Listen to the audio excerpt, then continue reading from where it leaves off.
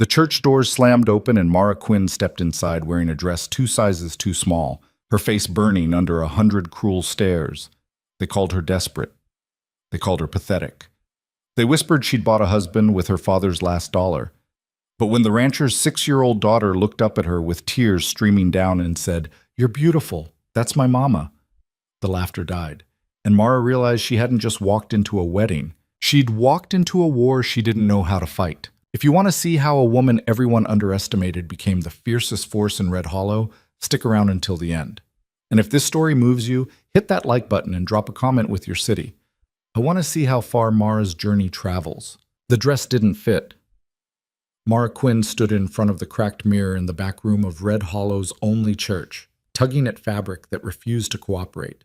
The seams strained across her hips, the sleeves cut into her arms. She'd borrowed it from Mrs. Callahan, the seamstress, who'd handed it over with a tight smile and said, "It's the best I can do on short notice." Translation: it was the biggest dress in town, and Mara still didn't fit. She stared at her reflection. Round face, wide shoulders, thick waist, the kind of body that made men look away and women whisper. She'd spent 28 years learning to ignore the looks, the comments, the cruel little jokes people thought she couldn't hear. But today, she couldn't ignore anything. Today, she was getting married. The door creaked open. Reverend Michaels poked his head in, his expression carefully neutral. "They're ready for you, Miss Quinn." Mara nodded. Her hands were shaking. The Reverend hesitated. "Are you certain about this?"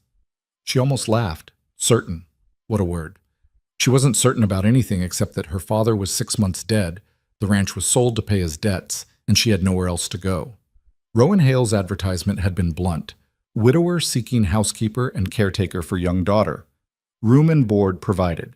Marriage preferred for propriety. Marriage preferred, not wanted, not desired. Preferred. Mara had written back the same day. "I'm ready," she said. The Reverend looked doubtful but stepped aside. The church was small, wooden, drafty.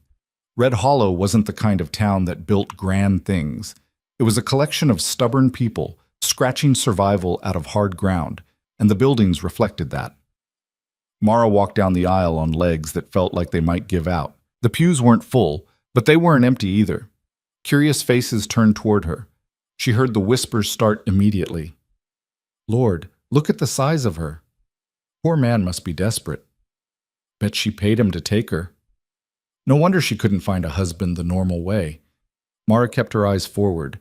She'd learned a long time ago that reacting only made it worse. At the front of the church, Rowan Hale stood waiting. He was exactly what his letters had suggested. Tall, lean, weathered. Probably mid-30s. Dark hair going gray at the temples. A face that looked like it had forgotten how to smile. He wore a clean shirt and dark trousers, and he watched her approach with an expression that gave away absolutely nothing. Next to him stood a little girl. Mara's breath caught. She'd known about Lily, Rowan had mentioned her in his letters, but seeing her was different. The girl was tiny, maybe 6 years old, with dark hair in 2 careful braids and a blue dress that looked homemade. She clutched a small bouquet of wildflowers, and her eyes were enormous. Mara reached the front. Rowan gave her a single nod. "Miss Quinn." "Mr. Hale." The Reverend cleared his throat and began the ceremony. Mara barely heard the words. She was too aware of the whispers behind her, the weight of judgment pressing down like a physical thing. Her dress felt tighter by the second. Sweat prickled along her spine. "Do you, Rowan Hale, take this woman?" A loud snicker from the back pews. Mara's face burned. "To be your lawfully wedded wife?" Rowan's voice was flat. "I do." "And do you, Mara Quinn?" Another whisper, louder this time. "Bet the bed breaks on the wedding night." Laughter rippled through the church.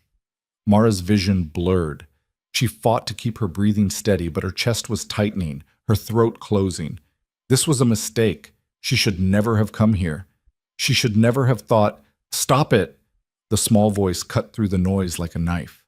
Everyone turned. Lily had stepped forward, her little face fierce, her hands balled into fists. Tears streamed down her cheeks, but her voice didn't waver. "Stop laughing at her. She's beautiful. She's going to be my mama, and you're all mean." The church went silent. Mara stared at the girl, unable to speak. No one had ever called her beautiful, not once in her entire life. And here was this child, this tiny, brave child, standing up for her in front of everyone. Lily turned and looked up at Mara with those huge, solemn eyes. "You are beautiful," she whispered. "Don't listen to them." Something in Mara's chest cracked open. She knelt down, not caring about the dress or the stairs, and took Lily's small hands in hers. "Thank you," she whispered back. Lily threw her arms around Mara's neck and held on tight. The Reverend, looking flustered, cleared his throat again. "Well, shall we continue?" Rowan was staring at his daughter with an expression Mara couldn't quite read. Then he looked at Mara, and for just a second, something softened in his face. "Let's finish this," he said quietly. They did. The rest of the ceremony passed in a blur. When the Reverend pronounced them husband and wife, Rowan didn't kiss her. He just offered his hand, and she shook it like they were closing a business deal, which, Mara supposed, they were. Yes, the ranch was an hour's ride from town, and they made the journey in Rowan's wagon with Lily squeezed between them. The girl chattered nervously, pointing out landmarks: a lightning-struck tree, a creek where she'd seen a fox, a hill where wildflowers grew in spring. Rowan said almost nothing. Mara tried to take in the landscape. It was beautiful in a harsh way: rolling plains, distant mountains, big sky. But it was also isolating. She didn't see another house the entire ride. When they finally arrived, Mara's first thought was, "This is it?" The ranch was small, a single-story house badly in need of paint, a sagging barn, a chicken coop, a few fences that looked like they might blow over in a strong wind. Everything had the worn, tired look of a place that was barely holding together. Rowan helped her down from the wagon without meeting her eyes. "I'll show you around," he said. The inside of the house was better than the outside, but not by much. 2 bedrooms, a main room with a fireplace, a kitchen with a cast-iron stove. The furniture was rough-hewn and functional. There were no curtains, no rugs, no softness anywhere. "You'll sleep in there," Rowan nodded toward one of the bedrooms. "Lily's in the other room. I'll take the barn." Mara blinked. "The barn? It's fine. I've been sleeping out there since—" He trailed off. "Since my wife died." "That was 3 years ago," Lily piped up. She was standing in the doorway, still clutching her wilted bouquet. "Papa says the house is too sad." Rowan's jaw tightened. "Lily, it's true." He looked at Mara.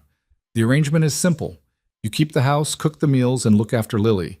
I'll handle the ranch work. We don't need to be involved beyond that." Mara nodded slowly. "I understand." "Good." He walked out. Lily watched him go, then turned to Mara with a worried expression. "He's not mean," she said quickly. "He's just sad all the time." Mara's heart twisted. "I know, sweetheart. Do you really want to be my mama?" The question was so earnest, so hopeful, that Mara had to swallow hard before answering. "Yes," she said.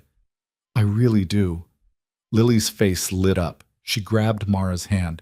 "Come on, I'll show you my room, and the chickens, and the place where I found a snake skin, and—" She pulled Mara through the house, chattering a mile a minute, and for the first time all day, Mara felt herself smile. The first week was a disaster. Mara had never run a household before. Her father had been a solitary man, and they'd lived simply: bread and stew, a clean floor, not much else. But Rowan's ranch, small as it was, demanded more. She burned the first 3 meals she cooked. The biscuits came out like rocks. The stew boiled over and made a mess of the stove.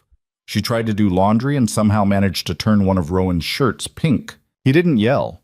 That might have been easier. Instead, he just looked at the ruined food, the scorched pot, the pink shirt, and said, "I see," in a tone that made Mara want to sink through the floor.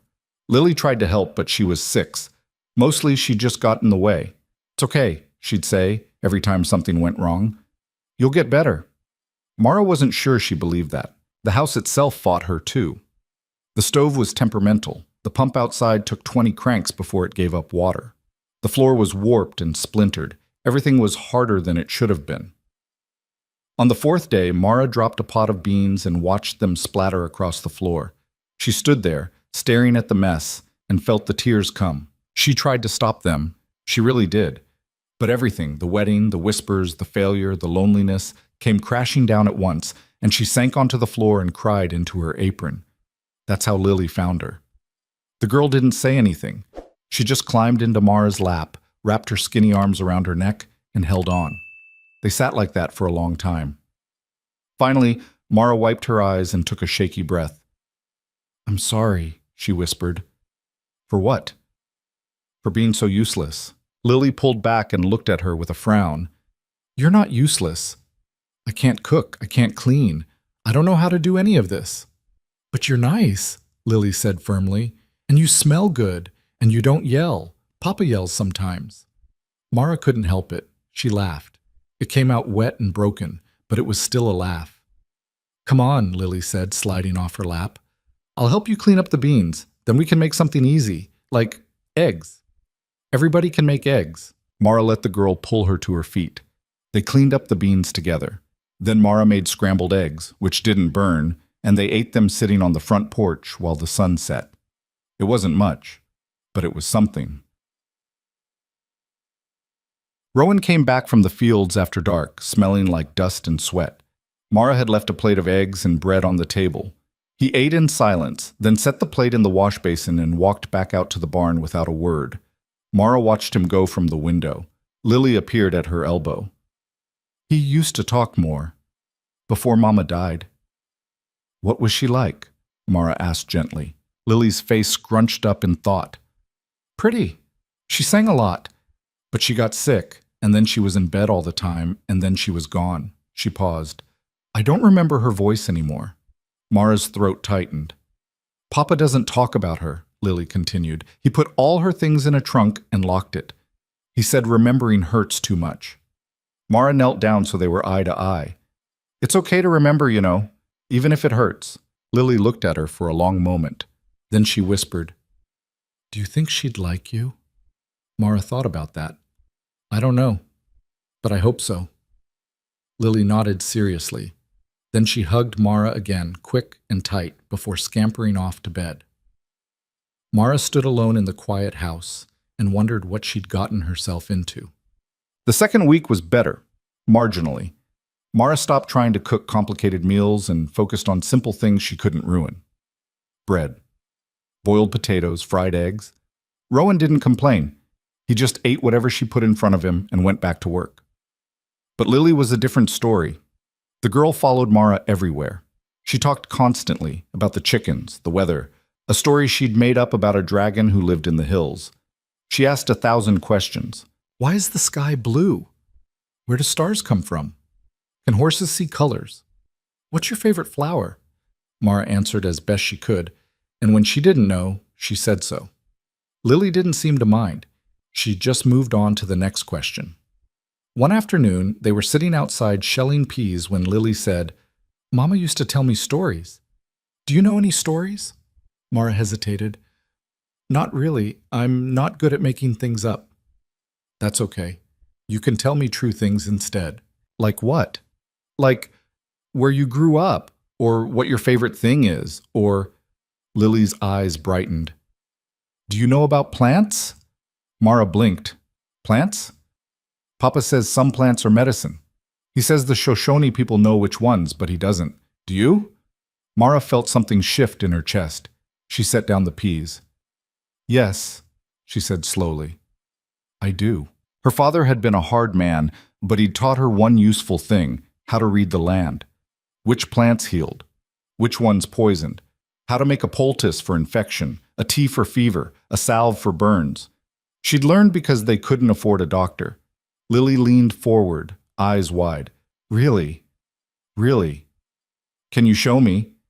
Mara looked at the girl's eager face and felt something warm unfold inside her. "Yes," she said. "I can show you." They started that same day. Mara took Lily out beyond the chicken coop, where wild grasses and scrub brush grew in tangled patches. She pointed out yarrow, good for stopping bleeding, plantain, which could draw out infection, wild mint for stomach aches. Lily soaked it all in like a sponge. "What about that one?" She pointed to a cluster of purple flowers. "That's larkspurs. Don't touch it. It's poisonous." Lily's eyes went round. "Really?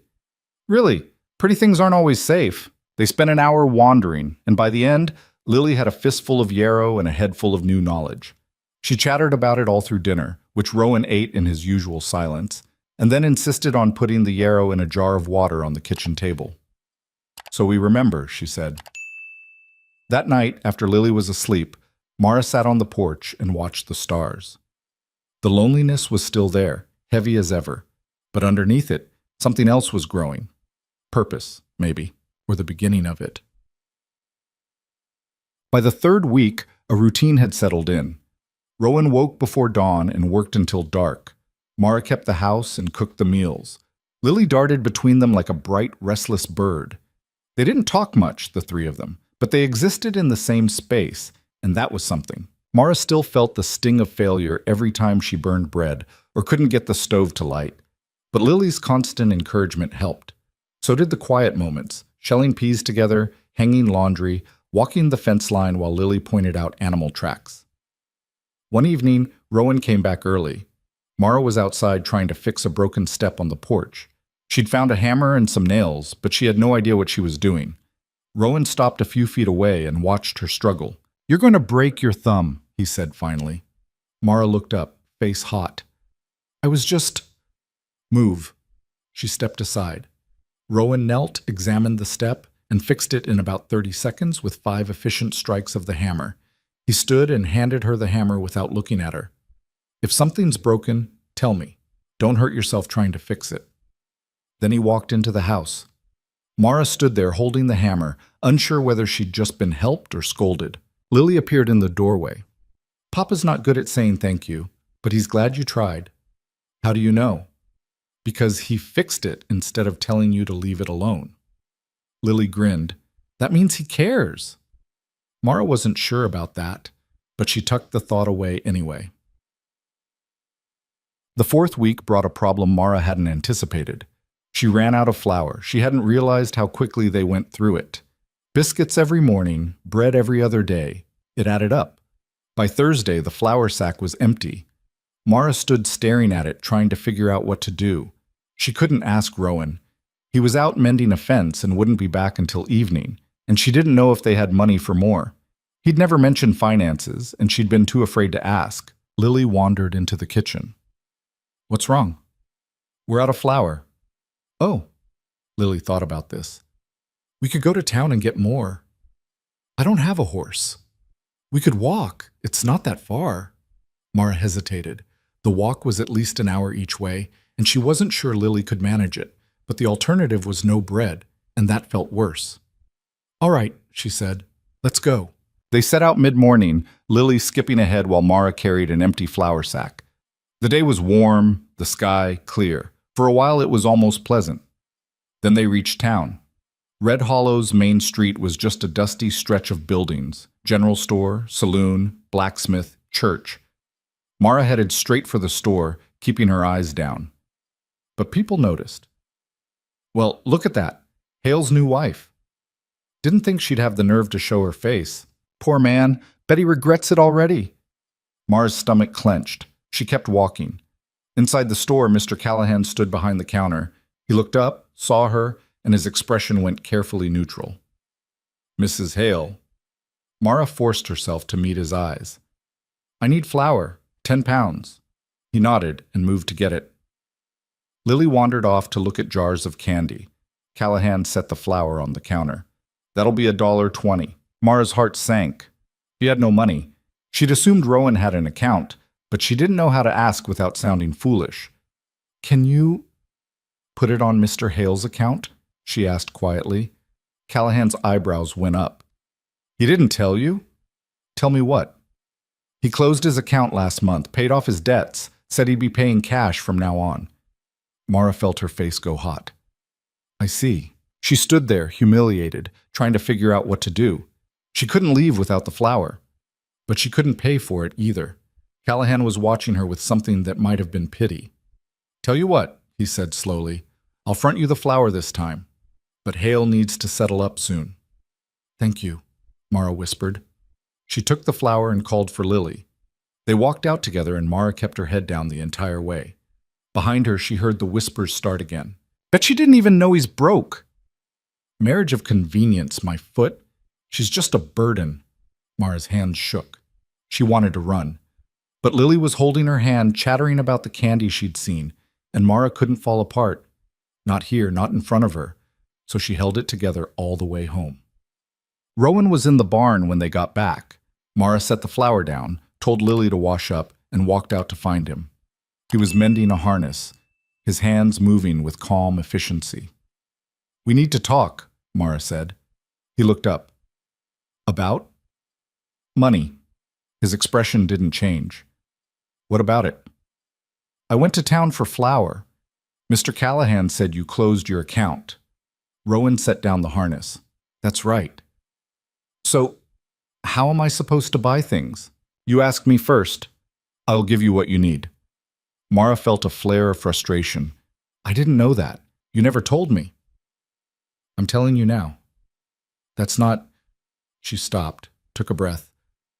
"I need to know how things work here. I can't just guess." Rowan studied her for a long moment. Then he sighed. "You're right. I should have explained." He reached into his pocket and pulled out a few crumpled bills. "Here, for household things. When it's gone, tell me." Mara took the money, feeling the weight of it. "Is there enough?" she asked quietly. "Enough for what?" "For everything. The ranch. Us." Rowan's jaw tightened. "We're managing." It wasn't a yes, but it wasn't a no either. Mara nodded and turned to go. "Mara." She stopped. "You did good. Going to town. Getting what we needed." He paused. I know it wasn't easy. It was the first real thing he'd said to her since the wedding. Mara looked back at him, surprised. He'd already returned to the harness. But something had shifted. That night, Mara made biscuits with the new flour. They came out better than usual, golden and flaky. Lily ate 3. Rowan ate in silence, but when he finished, he said, "These are good." Mara nearly dropped her fork. Lily grinned. "Told you you'd get better." After dinner, Mara tucked Lily into bed and told her a story. Not a made-up one, but a true one about the time Mara's father had found a bear cub in the woods and spent 3 days trying to reunite it with its mother. Lily listened with wide eyes and made Mara promise to tell another one tomorrow. When Mara finally climbed into her own bed, exhausted, she lay in the dark and thought about the day. The whispers, the humiliation, the fear, but also Lily's hand in hers, Rowan's quiet acknowledgement, the biscuits that didn't burn. It wasn't much, but maybe, just maybe, it was enough to build on. Outside, the wind picked up, rattling the windows. Mara pulled the blanket tighter and closed her eyes. Tomorrow, she'd try again. And the day after that. And the day after that. Because for the first time in her life, she had something worth fighting for. The next morning started with chickens. Mara had been putting off dealing with them because, frankly, they terrified her. The rooster was mean, and the hens scattered in every direction whenever she got close. But they needed fresh straw, and Lily had announced at breakfast that 2 of them weren't laying anymore. "Papa says if they don't lay, we eat them," Lily said matter-of-factly, chewing a biscuit. Mara's stomach turned. "Does he know which ones?" "The brown one with the crooked foot and the white one that pecks everybody." Rowan looked up from his coffee. "I'll handle it this weekend." The casual way he said it made Mara's chest tighten. She knew it was practical. This was ranch life, and animals served a purpose or they didn't. But the thought of those hens ending up in a pot made her feel sick. After breakfast, she forced herself out to the coop anyway. The rooster eyed her suspiciously from his perch. The hens clucked and fussed. "All right," Mara muttered. "Let's just get through this." She opened the door and stepped inside. Immediately, the rooster puffed up and charged. Mara yelped and stumbled backward, landing hard on her rear in the dirt. The rooster strutted around like he'd won a battle. Lily appeared in the doorway, trying not to laugh. "He does that to everybody." "That's not helpful," Mara said, brushing herself off. "You have to act mean back, like this." Lily stepped into the coop, stomped her foot, and made a loud shoo sound. The rooster backed off, looking offended. Mara stared. "How did you do that?" "I don't know, I just did." Lily grinned. "Come on, I'll help you with the straw." Together they cleaned out the coop and spread fresh bedding. Mara kept a wary eye on the rooster, who glared at her the entire time. When they finished, Lily pointed to the two hens in question. "That's Peg," she said, indicating the one with the crooked foot. "And that's Meanie." "Meanie?" "Because she's mean." Mara looked at the birds. Peg was older, her feathers dull. Meanie lived up to her name, pecking at the other hens and hogging the feed. Neither looked like they had much life left in them, but Mara couldn't shake the image of Rowan wringing their necks. "What if we gave them something to make them lay again?" she asked. Lily frowned. "Like what?" "I don't know. Better food, maybe? Sometimes animals just need help." Lily's face lit up. "Can you fix them?" "I can try." It was a ridiculous plan. Mara knew that, but she couldn't help herself. That afternoon, she mixed crushed eggshells into the chicken feed and added some dried nettles she'd collected from the field. She had no idea if it would work, but her father had once mentioned that nettles were good for weak livestock. Lily watched the whole process with fascination. "Do you think it'll help?" "Maybe. We'll see." They scattered the new feed and the hens dove in. Even Peg and Meanie seemed interested. Rowan came back from the barn just as they were closing up the coop. "What are you doing?" he asked. Mara hesitated. "Trying something." "Trying what?" "A different feed mix to see if Peg and Meanie will lay again." Rowan's expression didn't change. "They're old hens. They're done." "Maybe, but it doesn't hurt to try." He looked at her for a long moment, then shrugged. "Suit yourself. But if they're still not laying by Sunday, they're gone." Mara nodded. She had 4 days.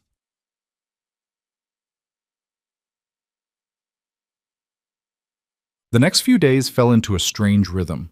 Mara kept tweaking the chicken feed, adding different herbs and ground grains. Lily helped, treating it like an experiment. They checked for eggs every morning and afternoon. Nothing. By Friday, Mara was starting to lose hope. Peg wandered around the coop looking listless. Meanie was still aggressive but hadn't produced anything. "It's not working," Lily said quietly. Mara sighed. "I know." That evening, she was sitting on the porch shelling beans when Rowan came over and sat down beside her. It was so unexpected that Mara almost dropped the bowl. "You're trying hard with those chickens," he said. "Not hard enough." "Why do you care?" Mara didn't know how to answer that. She stared at the beans in her lap. "Because they deserve a chance," she said finally. "Even if they're old, even if they're not useful anymore." Rowan was quiet for a moment. Then he said, "You know we can't keep animals that don't produce. That's not how this works."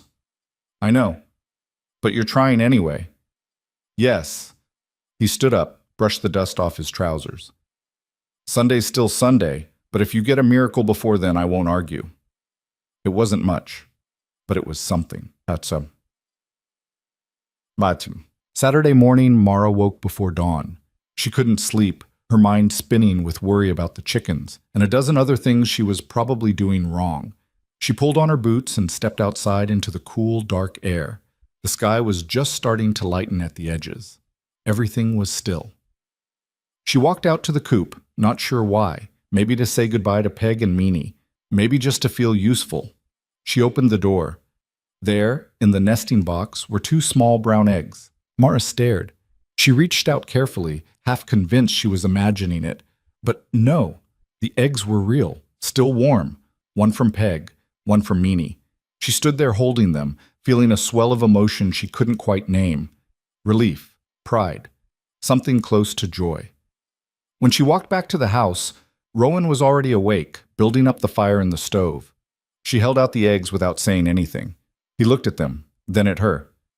"I'll be damned," he said. Mara allowed herself a small smile. "Guess they just needed a little help." Rowan took the eggs, turning them over in his rough hands. For a second, his expression softened into something almost like respect. "You did good," he said quietly. It was the second time he'd said that to her, and it hit her just as hard. Lily was ecstatic when she found out. She insisted on naming the eggs before they ate them, which made no sense, but Mara didn't argue. They had scrambled eggs for breakfast, and even though they tasted exactly the same as always, Lily declared them the best eggs she'd ever had. Rowan didn't say much, but Mara caught him glancing at her a few times across the table. After breakfast, he stood and said, I'm riding out to check the north fence. I'll be gone most of the day. All right, Mara said. He paused at the door. There's a trunk in the barn. Top shelf, back corner.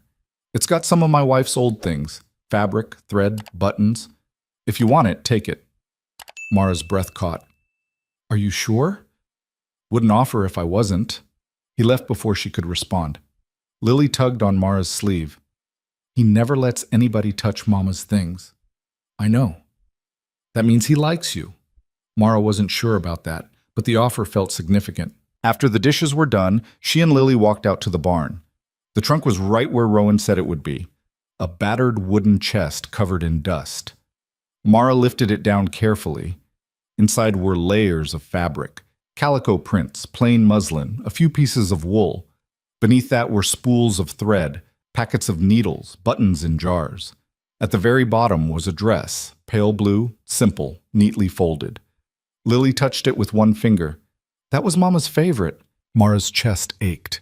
She wanted to ask what Rowan's wife had been like, but she didn't know how, so she just nodded and carefully refolded the dress. We'll leave that one, she said, but the rest we can use. Lily beamed. Can you make me something? What do you want?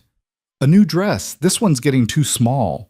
She tugged at the faded blue fabric she wore almost every day. Mara examined it. The hem was frayed, the sleeves too short. Lily had clearly outgrown it.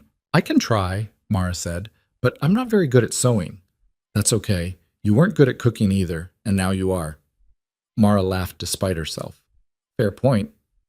They carried the trunk back to the house and spent the afternoon sorting through fabric. Mara found a cheerful yellow print that would suit Lily, and she started measuring and cutting while Lily peppered her with questions. What's your favorite color? Green, I think. What's your favorite food? I don't know. Maybe apples. Do you miss your old house? Mara paused. Sometimes, but not as much as I thought I would.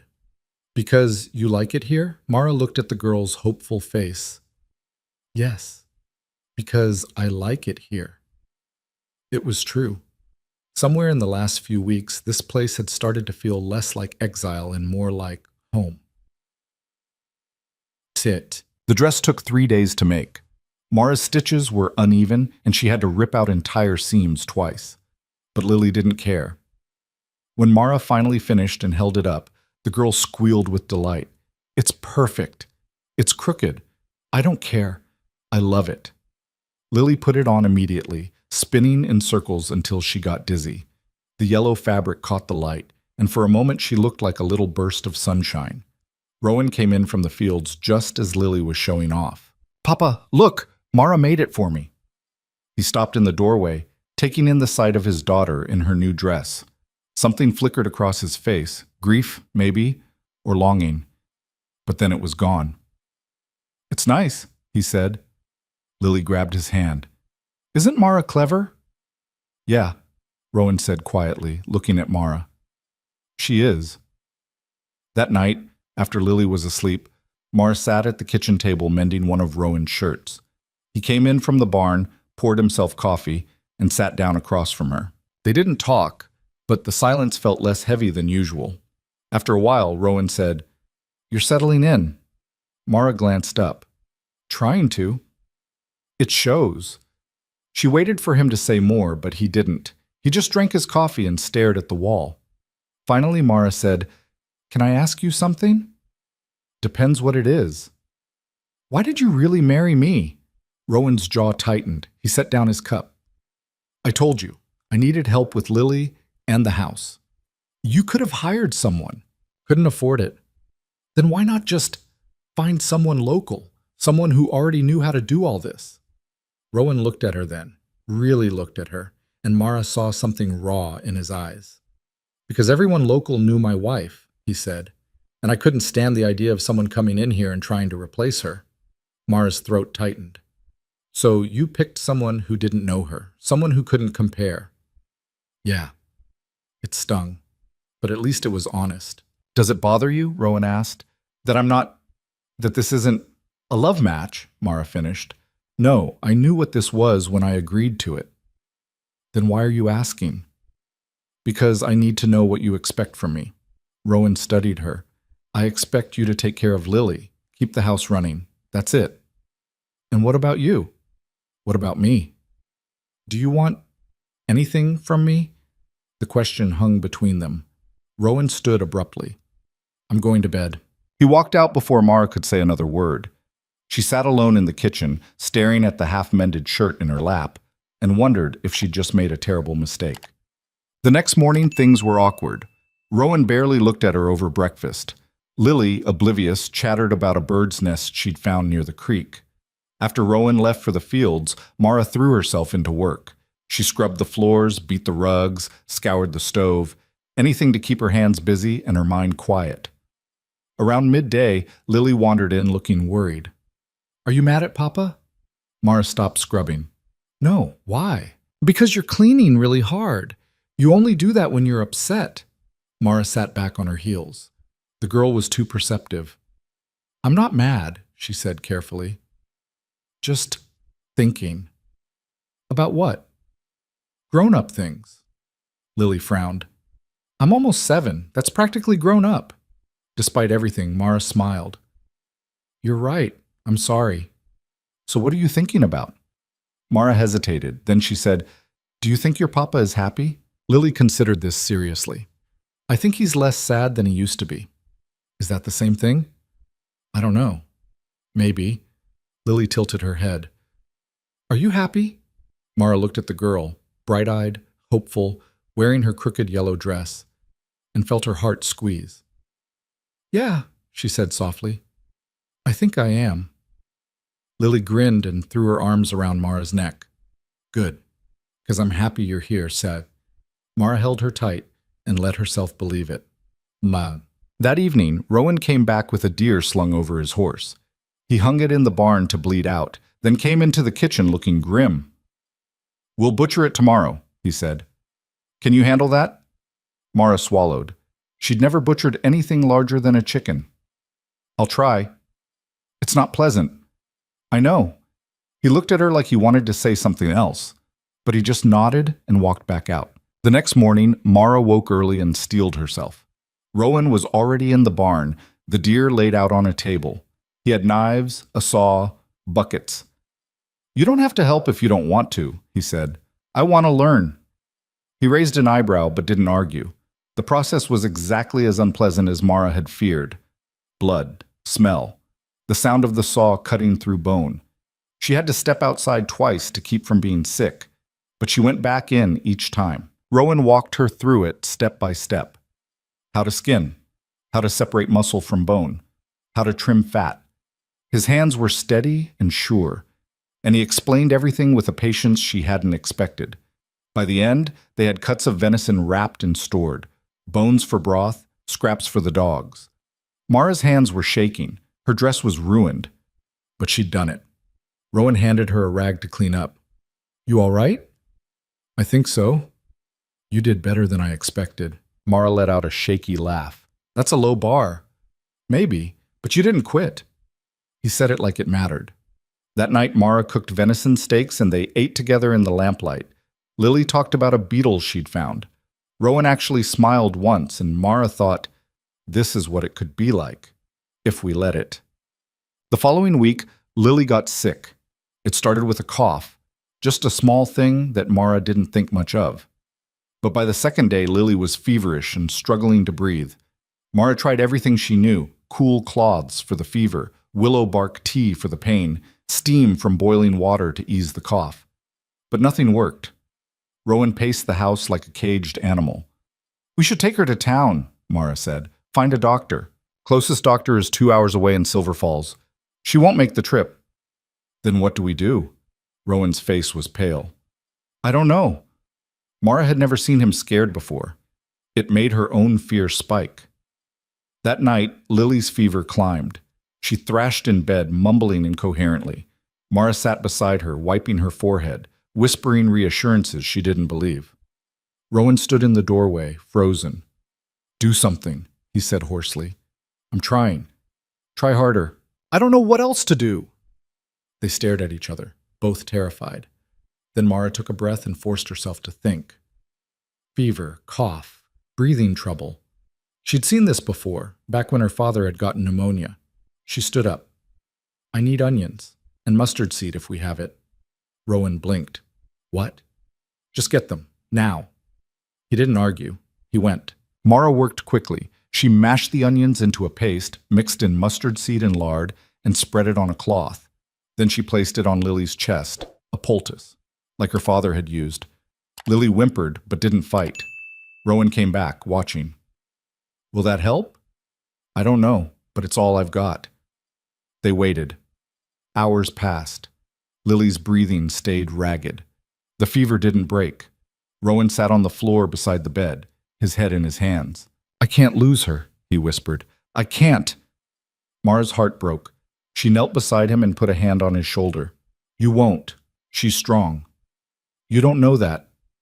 Yes, I do. He looked up at her, and for the first time Mara saw him completely unguarded. No walls, no distance, just a father terrified of losing his child. Please, he said. Please don't let her die. Mara squeezed his shoulder. I won't. She didn't know if she could keep that promise, but she meant it anyway. Tit-tit. Sometime near dawn, Lily's fever broke. Mara felt it first, the heat fading from the girl's skin, her breathing evening out. She pressed her hand to Lily's forehead and nearly cried with relief. Rowan. He jerked awake from where he'd slumped against the wall. What? What is it? She's better. The fever's down. Rowan stumbled over, touched Lily's face, and let out a sound somewhere between a laugh and a sob. Lily's eyes fluttered open. Papa? I'm here, sweetheart. I don't feel good. I know, but you're going to be okay. Lily's gaze shifted to Mara. Did you fix me? Mara's throat was too tight to speak. She just nodded. Lily smiled weakly. I knew you would. Then she drifted back to sleep. Rowan stood there for a long moment, staring at his daughter. Then he turned to Mara. Thank you, he said, voice rough. You don't have to. Yes, I do. He stepped closer. You saved her life. I just did what I could. That's more than I did. He looked away, jaw working. I froze. I was useless. You were scared. That's different. I should have been able to help her. Rowan. Mara waited until he looked at her. You can't do everything. None of us can. He stared at her. Then, slowly, he nodded. They stood there in the gray morning light, exhausted and fragile, and something shifted between them. Not love. Not yet. But the beginning of trust. Like that. Lily recovered slowly over the next few days. Mara made her broths and teas, and Rowan carved her a little wooden horse to play with while she rested. The house felt different now. Quieter, maybe. But warmer, too. One afternoon, while Lily napped, Rowan found Mara outside hanging laundry. Can I ask you something? He said. Of course. Where'd you learn all that? The plants, the remedies, all of it. Mara pinned up a sheet. My father. He didn't trust doctors, so he taught me to make do. He sounds like a hard man. He was. She paused. But he kept me alive. That counts for something. Rowan nodded slowly. I'm glad he taught you. So am I. They worked in silence for a bit. Then Rowan said, I'm sorry. Mara glanced at him. For what? For making you feel like you didn't belong here, like you were just hired help. Mara's chest tightened. You didn't. Yes, I did. I kept you at arm's length because I thought it would be easier for both of us. But that was wrong. He looked at her, and there was something new in his eyes. Something open. You're not just help, Mara. He hesitated. You're part of this family, and I should have said that sooner. Mara didn't realize she was crying until she felt the tears on her cheeks. She wiped them away quickly. Thank you, she whispered. Rowan reached out like he might touch her hand, but at the last second, he pulled back. Anyway, he said gruffly, I just wanted you to know. He walked away before she could respond. Mara stood there alone, holding a damp shirt, and let herself cry properly. Not from sadness, from relief. A week later, Lily was back to her old self, running around, asking a million questions, getting underfoot. Mara had never been so happy to be annoyed. One evening, as they were finishing dinner, there was a knock at the door. All three of them froze. They never got visitors. Rowan stood slowly, his hand drifting toward the rifle mounted above the fireplace. "Stay here," he said. He opened the door. A man stood on the porch, tall, lean, dressed in a long coat despite the warm evening. His face was weathered but handsome in a sharp, dangerous way. "Rowan Hale?" he said. "Who's asking?" The man smiled. It didn't reach his eyes. "Name's Silas Vane. I'm looking for someone, a woman. Thought maybe you could help." Rowan's expression didn't change. "Don't know what you're talking about." "No?" Silas pulled a piece of paper from his coat. "Because I have it on good authority that Mara Quinn came through Red Hollow about 2 months ago. And rumor has it, she married a rancher." Mara's blood turned to ice. Rowan's hand moved to the rifle, but before he could grab it, Silas's gaze shifted past him, straight to Mara. His smile widened. "There you are," he said softly. "Been looking all over for you, Mara." Mara couldn't move, couldn't breathe. Lily pressed against her side, sensing danger. Silas tipped his hat. "We need to talk. About your sister. And what she owes me." Mara's hands went numb. She stared at Silas Vane standing on the porch, like a ghost dragged out of the past, and every instinct screamed at her to run. But Lily was pressed against her side, trembling, and running wasn't an option anymore. Rowan's voice cut through the silence, low and dangerous. "Get off my property!" Silas held up both hands in mock surrender. "Now, that's not very hospitable. I came all this way just to have a conversation. We've got nothing to talk about." "Oh, I think we do." Silas's eyes never left Mara. "See, Mara here has a sister, Eleanor, sweet girl. Made some poor choices, got herself into debt with some people who don't forget. And when Eleanor couldn't pay up, she disappeared. Left Mara holding the bag." Mara found her voice, though it came out shaky. "I don't know where Eleanor is. I believe you." Silas smiled that cold smile again. "But that doesn't change the fact that someone owes my employers $3,000. And since Eleanor's gone, that someone is you." $3,000. The number hit Mara like a fist. She'd known Eleanor had debts. Her sister always had debts, but she'd never imagined anything like this. Rowan's hand was still on the rifle. "Like I said, get off my property." Silas didn't move. "I'm not here to cause trouble, Mr. Hale. I'm just delivering a message. Mara has 30 days to come up with the money. If she doesn't, well," he shrugged, "my employers will collect in other ways." "What other ways?" Mara whispered. Silas's gaze dropped to Lily, just for a second, just long enough to make his meaning clear. Rowan yanked the rifle off the wall and leveled it at Silas's chest. "You threatening my daughter?" "I'm not threatening anyone. I'm just stating facts." Silas backed toward his horse, hands still raised. 30 days, Mara. Think about it." He swung into the saddle and rode off into the gathering dark. Rowan slammed the door and locked it. Then he turned to Mara, and the look on his face made her want to sink into the floor. "What the hell was that?" Mara opened her mouth, but nothing came out. Lily was crying now, clutching Mara's skirt. "Lily, go to your room," Rowan said. "But Papa, now." The girl ran. Rowan set the rifle down and crossed his arms, waiting. Mara forced herself to speak.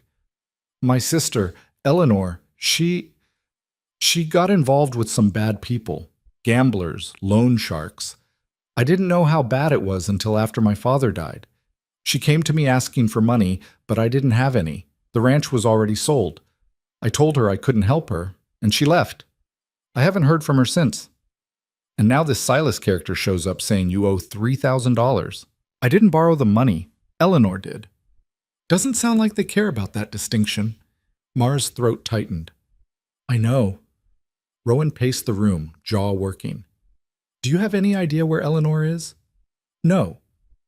"Any way to contact her?" "No." "Then we're stuck with this."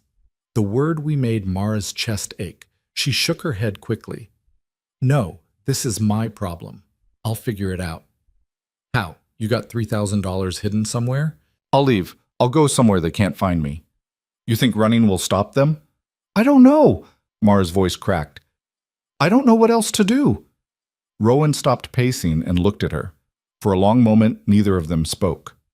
Then he said quietly, "You're not leaving."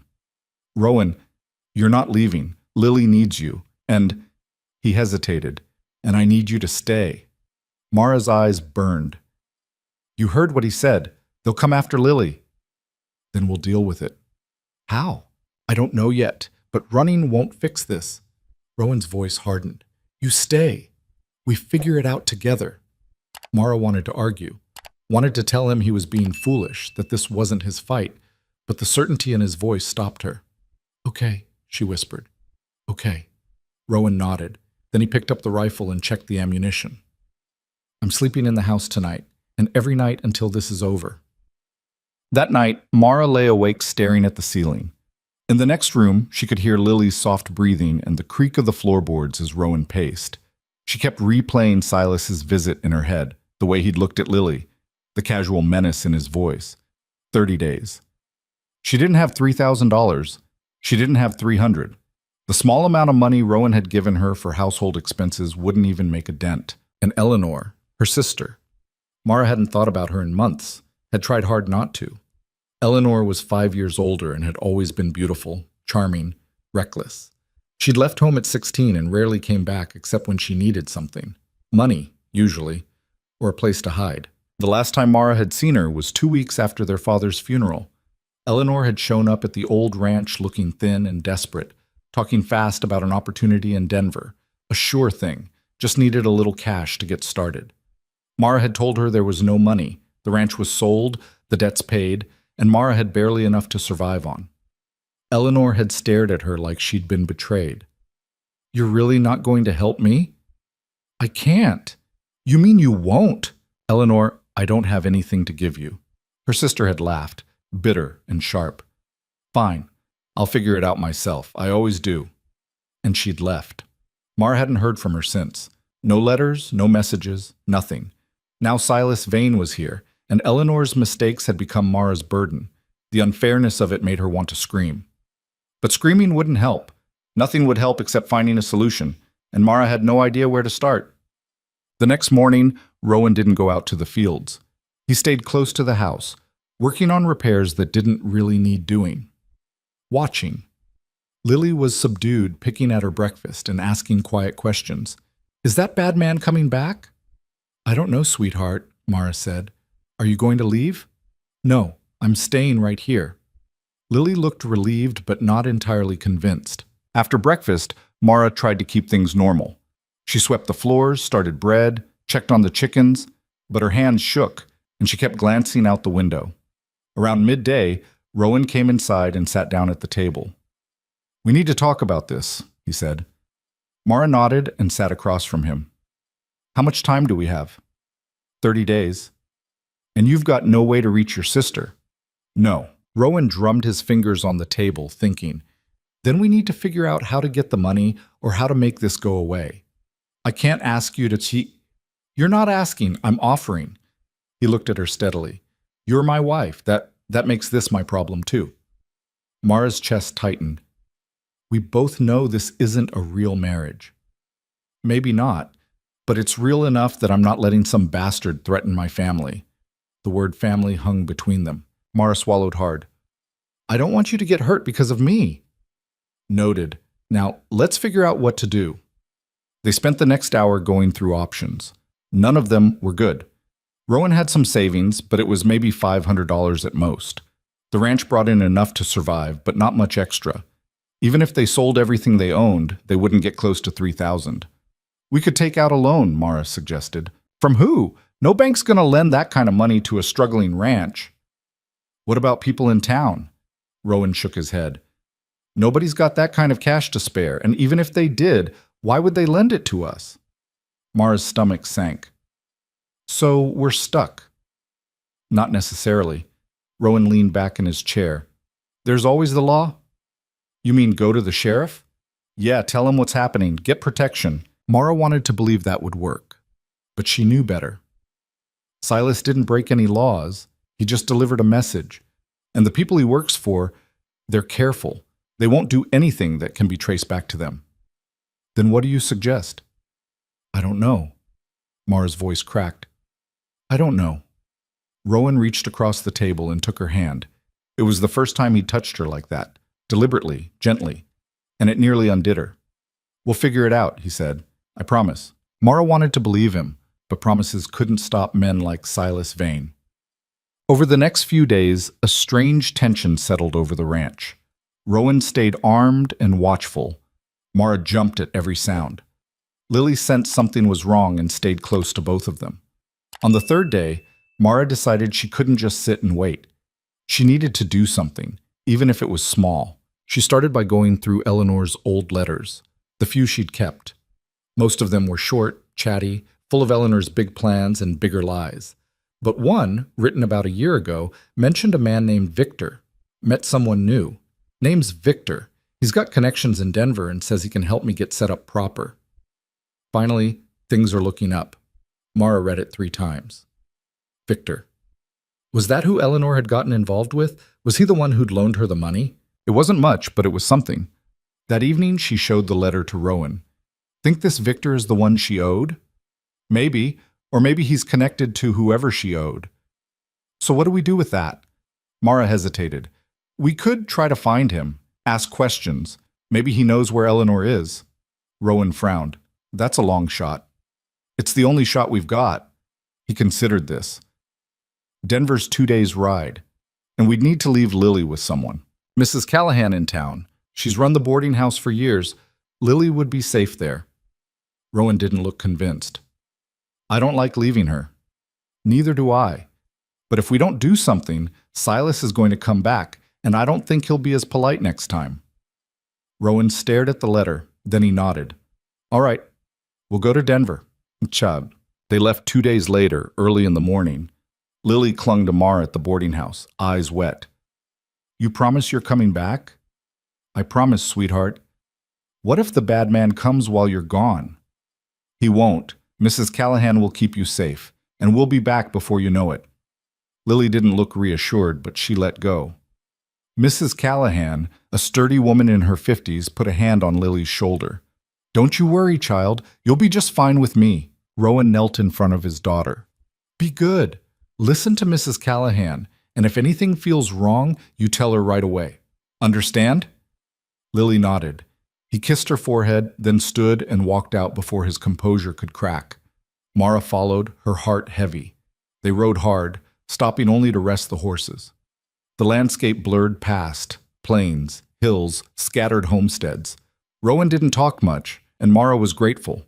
Her mind was too full of worry to make conversation. By the time they reached Denver, it was late afternoon on the second day. The city was bigger than Mara had expected. Crowded streets, noise, buildings stacked close together. It felt overwhelming after the quiet of the ranch.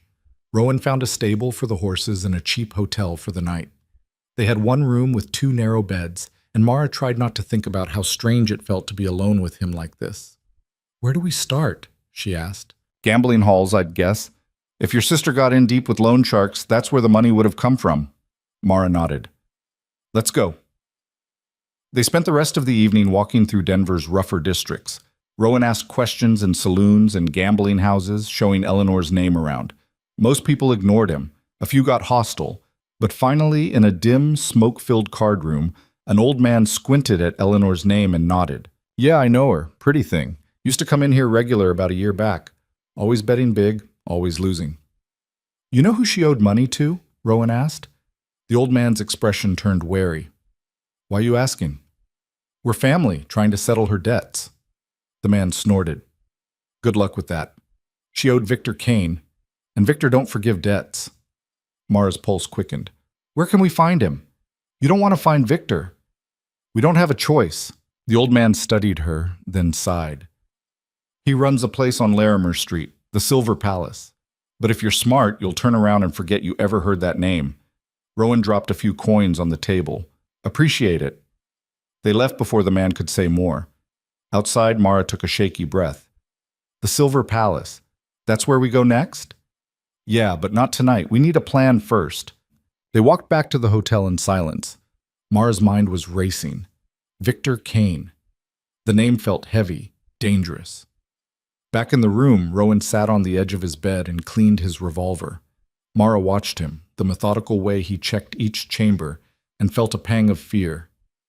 You think this Victor will talk to us? She asked. Depends. If he thinks we've got money, maybe. And if we don't, then we improvise. Mara wrapped her arms around herself. I'm sorry I dragged you into this. Rowan looked up. You didn't drag me. I chose to come. Why? Because you needed help, and because... He hesitated. Because I care what happens to you. The words were simple, but they hit Mara hard. She stared at him, unable to speak. Rowan went back to the revolver, but his jaw was tight. Get some sleep. We've got a long day tomorrow. Mara lay down on her bed, fully clothed, and stared at the ceiling. Sleep felt impossible, but eventually exhaustion pulled her under. The Silver Palace was exactly what Mara expected, gaudy, loud, and packed with gamblers. Rowan kept a hand on her elbow as they pushed through the crowd. A man at the door stopped them. You got business here? We're looking for Victor Kane, Rowan said. The man's eyes narrowed. What for? We want to discuss a debt. Whose debt? Eleanor Quinn's. The man considered this, then jerked his head toward a door at the back. Wait here. He disappeared. Mara's heart pounded. A few minutes later, the man returned. Victor'll see you, but just you. He pointed at Rowan. The lady waits outside. Rowan stiffened. Not a chance. Then you don't get in. Mara grabbed Rowan's arm. It's fine. I'll wait. Mara, we need to talk to him. Go. Rowan looked like he wanted to argue, but he didn't. He squeezed her hand once, then followed the man through the door. Mara stood alone in the noisy hall, trying to calm her breathing. Minutes crawled by, then 10, then 20. Finally, Rowan emerged, his face grim. What did he say? Let's get out of here first. They walked fast, not stopping until they were several blocks away. Then Rowan pulled her into an alley and leaned against the wall, breathing hard. He knows Eleanor. Confirmed she borrowed $3,000 from him. Said she was supposed to pay it back with interest, but she vanished. Did he say where she went? No, and he doesn't care, he just wants his money. Mara's heart sank. So we're back where we started. Not quite. Rowan met her eyes. Victor offered a deal. What kind of deal? If we can't pay the full amount, he'll take half now and give us 6 months to come up with the rest. Mara's hope flickered. $1,500. That's still a lot, but it's better than $3,000. Yeah, but here's the problem. If we don't pay the rest in 6 months, he said he'll come collect, and he won't be nice about it. Meaning he'll take whatever he wants. The ranch, livestock, whatever we've got. And if that's not enough... Rowan's jaw tightened. He mentioned Lily. Mara felt the blood drain from her face. No. That's what I said. But he just smiled and told me to think it over. Mara's knees went weak. She leaned against the wall, trying to keep from falling. Rowan caught her arm. Hey, look at me. She forced herself to meet his eyes. We're not giving up, you hear me? We'll find a way. How? Even if we scrape together $1,500 now, how are we supposed to get the rest in 6 months? I don't know, but we'll figure it out. Mara wanted to believe him, but the weight of it all was crushing. Trust him. They spent the night in the hotel again, barely speaking. Mara couldn't eat, couldn't sleep.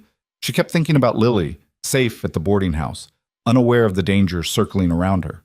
The next morning, they rode back to Red Hollow in silence. When they arrived at the boarding house, Lily ran out and threw herself at Mara. You came back! Mara held her tight, breathing in the smell of her hair. Of course I did.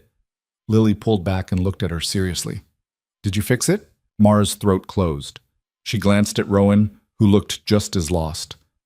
We're working on it, Mara said finally. Lily frowned but didn't push. They thanked Mrs. Callahan and rode back to the ranch. The familiar landscape should have been comforting, but it just felt heavy. That night, after Lily was asleep, Rowan sat on the porch sharpening his knife. Mara joined him, wrapping a shawl around her shoulders against the cold. What are we going to do? She asked. I've been thinking about that. And? We need to buy time.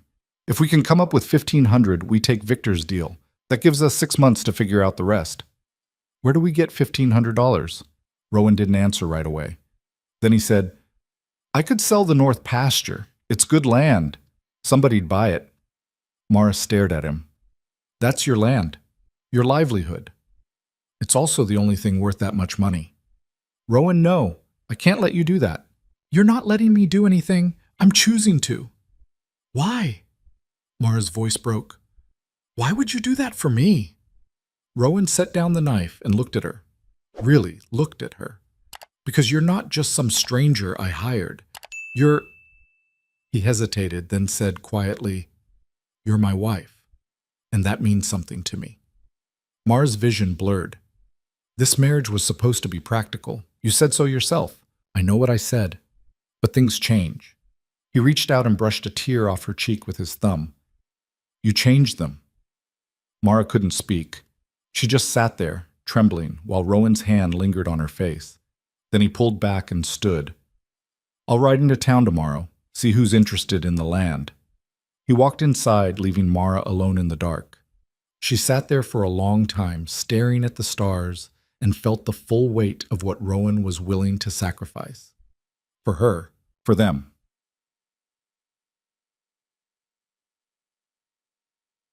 Rowan sold the North Pasture 3 days later to a cattle rancher from Silver Falls. The man paid $1,200 cash. Less than Rowan had hoped, but enough to make a difference. Combined with their savings, they had just over $1,400. Close, but not quite enough. Mara spent the next 2 days going through everything they owned, looking for anything they could sell. She found a few things: her father's old pocket watch, some tools, a saddle Rowan wasn't using. It added up to another $1,550, enough to take Victor's deal, with a little left over. Rowan counted it out on the kitchen table, his face grim. This is it. This is everything we've got. Mara looked at the stack of bills and felt sick. It feels like we're just delaying the inevitable. Maybe, but it buys us time, and time's all we need to figure out the rest. You really think we can come up with another $1,500 in 6 months? Rowan didn't answer, because they both knew the truth. They couldn't. But what choice did they have? 2 days later, Silas Vane showed up again. Mara was outside hanging laundry when she saw him riding up the path. Her stomach dropped. Rowan, she called. He came out of the barn, rifle in hand. Silas dismounted slowly, hands visible. Easy now. I'm just here to talk. Then talk, Rowan said. Silas looked at Mara. You got the money? Mara's mouth went dry. Not all of it. How much? $1,500, and we need more time for the rest. Silas tilted his head. That wasn't the deal. We spoke to Victor Kane, Rowan said. He offered us 6 months to pay the rest if we gave him half now. Silas's expression darkened. You went to Denver. We did. And Victor agreed to this? He did. Silas stared at them for a long moment. Then he laughed, a cold, humorless sound. Well, I'll be damned. You've got guts, I'll give you that. He looked at Mara. Victor doesn't usually make deals. You must have impressed him. We just want to settle this, Mara said. Fair enough. Silas held out his hand. Give me the money. I'll take it to Victor. Rowan didn't move. How do we know you won't just take it and run? Because if I did, Victor would kill me, and I like breathing. Silas's smile was sharp. The money. Now. Rowan hesitated, then went inside. He came back with the stack of bills and handed it over. Silas counted it carefully, then tucked it into his coat. 6 months, he said. That's all you get. If you don't have the rest by then, Victor comes to collect. And trust me, you don't want that. He swung back onto his horse. Oh, and Mara? He tipped his hat. If you hear from your sister, you might want to let her know what you've done for her. Might make her think twice about running next time. He rode off, leaving Mara and Rowan standing in the yard. Mara's legs gave out. She sank onto the porch steps, shaking. Rowan sat beside her, the rifle across his knees. It's done, he said. For now. Yeah, for now. They sat there in silence, watching the dust settle from Silas's departure. Lily came out and climbed into Mara's lap. Is he gone? Yes, sweetheart, he's gone. For good? Mara couldn't lie to her. I don't know. Lily buried her face in Mara's shoulder. Rowan put his arm around both of them. And for a moment, they just held each other, 3 people bound together by circumstance, fear, and something that felt almost like hope. But in the back of Mara's mind, a clock was ticking. 6 months. And then what? The first week after Silas left, Mara threw herself into work like a woman possessed. She cooked, cleaned, mended, tended the garden she'd started behind the house. Anything to keep her hands busy and her mind from counting down the days. 6 months. 180 days. And then they'd need another $1,500 or lose everything. Rowan worked just as hard, pushing himself from dawn until well past dark. He'd sold the north pasture, which meant less grazing land for the cattle and more pressure on what remained. He spent long hours repairing fences, moving livestock, trying to squeeze every bit of productivity out of what he had left. They didn't talk about the deadline. It sat between them like a third presence at every meal, every conversation. Unspoken, but always there. Lily sensed the tension. She grew quieter, more watchful. She stopped asking questions about when the bad man might come back, but Mara caught her staring out the window sometimes, scanning the horizon like she expected to see riders approaching. One evening, about 2 weeks after they'd paid Silas, Mara was washing dishes when Lily came up beside her. "Mara? Yes, sweetheart? Are we poor now?" Mara's hand stilled in the water. "Why would you ask that?" "Because Papa sold the land, and you sold Grandpa's watch, and everybody's sad all the time." Mara dried her hands and knelt down so they were eye level. "We're not poor. We have enough. But you're worried." "A little. But that's grown-up stuff. You don't need to worry about it." Lily's face scrunched up. "But I do worry. I worry about you and Papa, and I worry about the bad man coming back." Mara pulled her into a hug, her throat tight.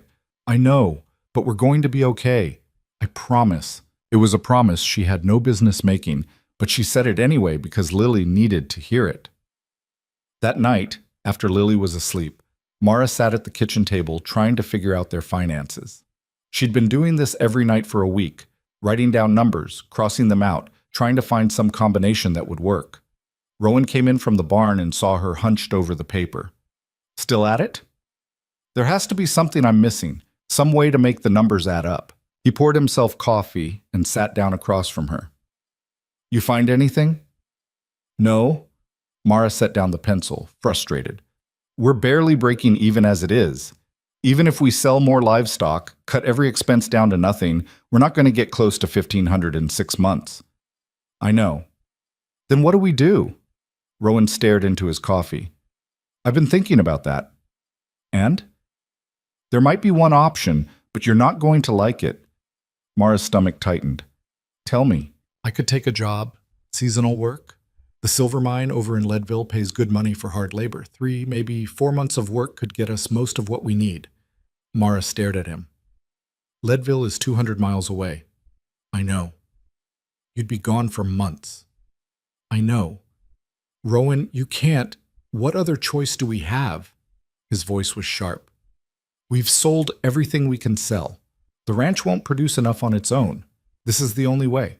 "What about the ranch? The cattle? Who's going to manage all that if you're gone?" "You are." Mara's breath caught. "I don't know how to run a ranch."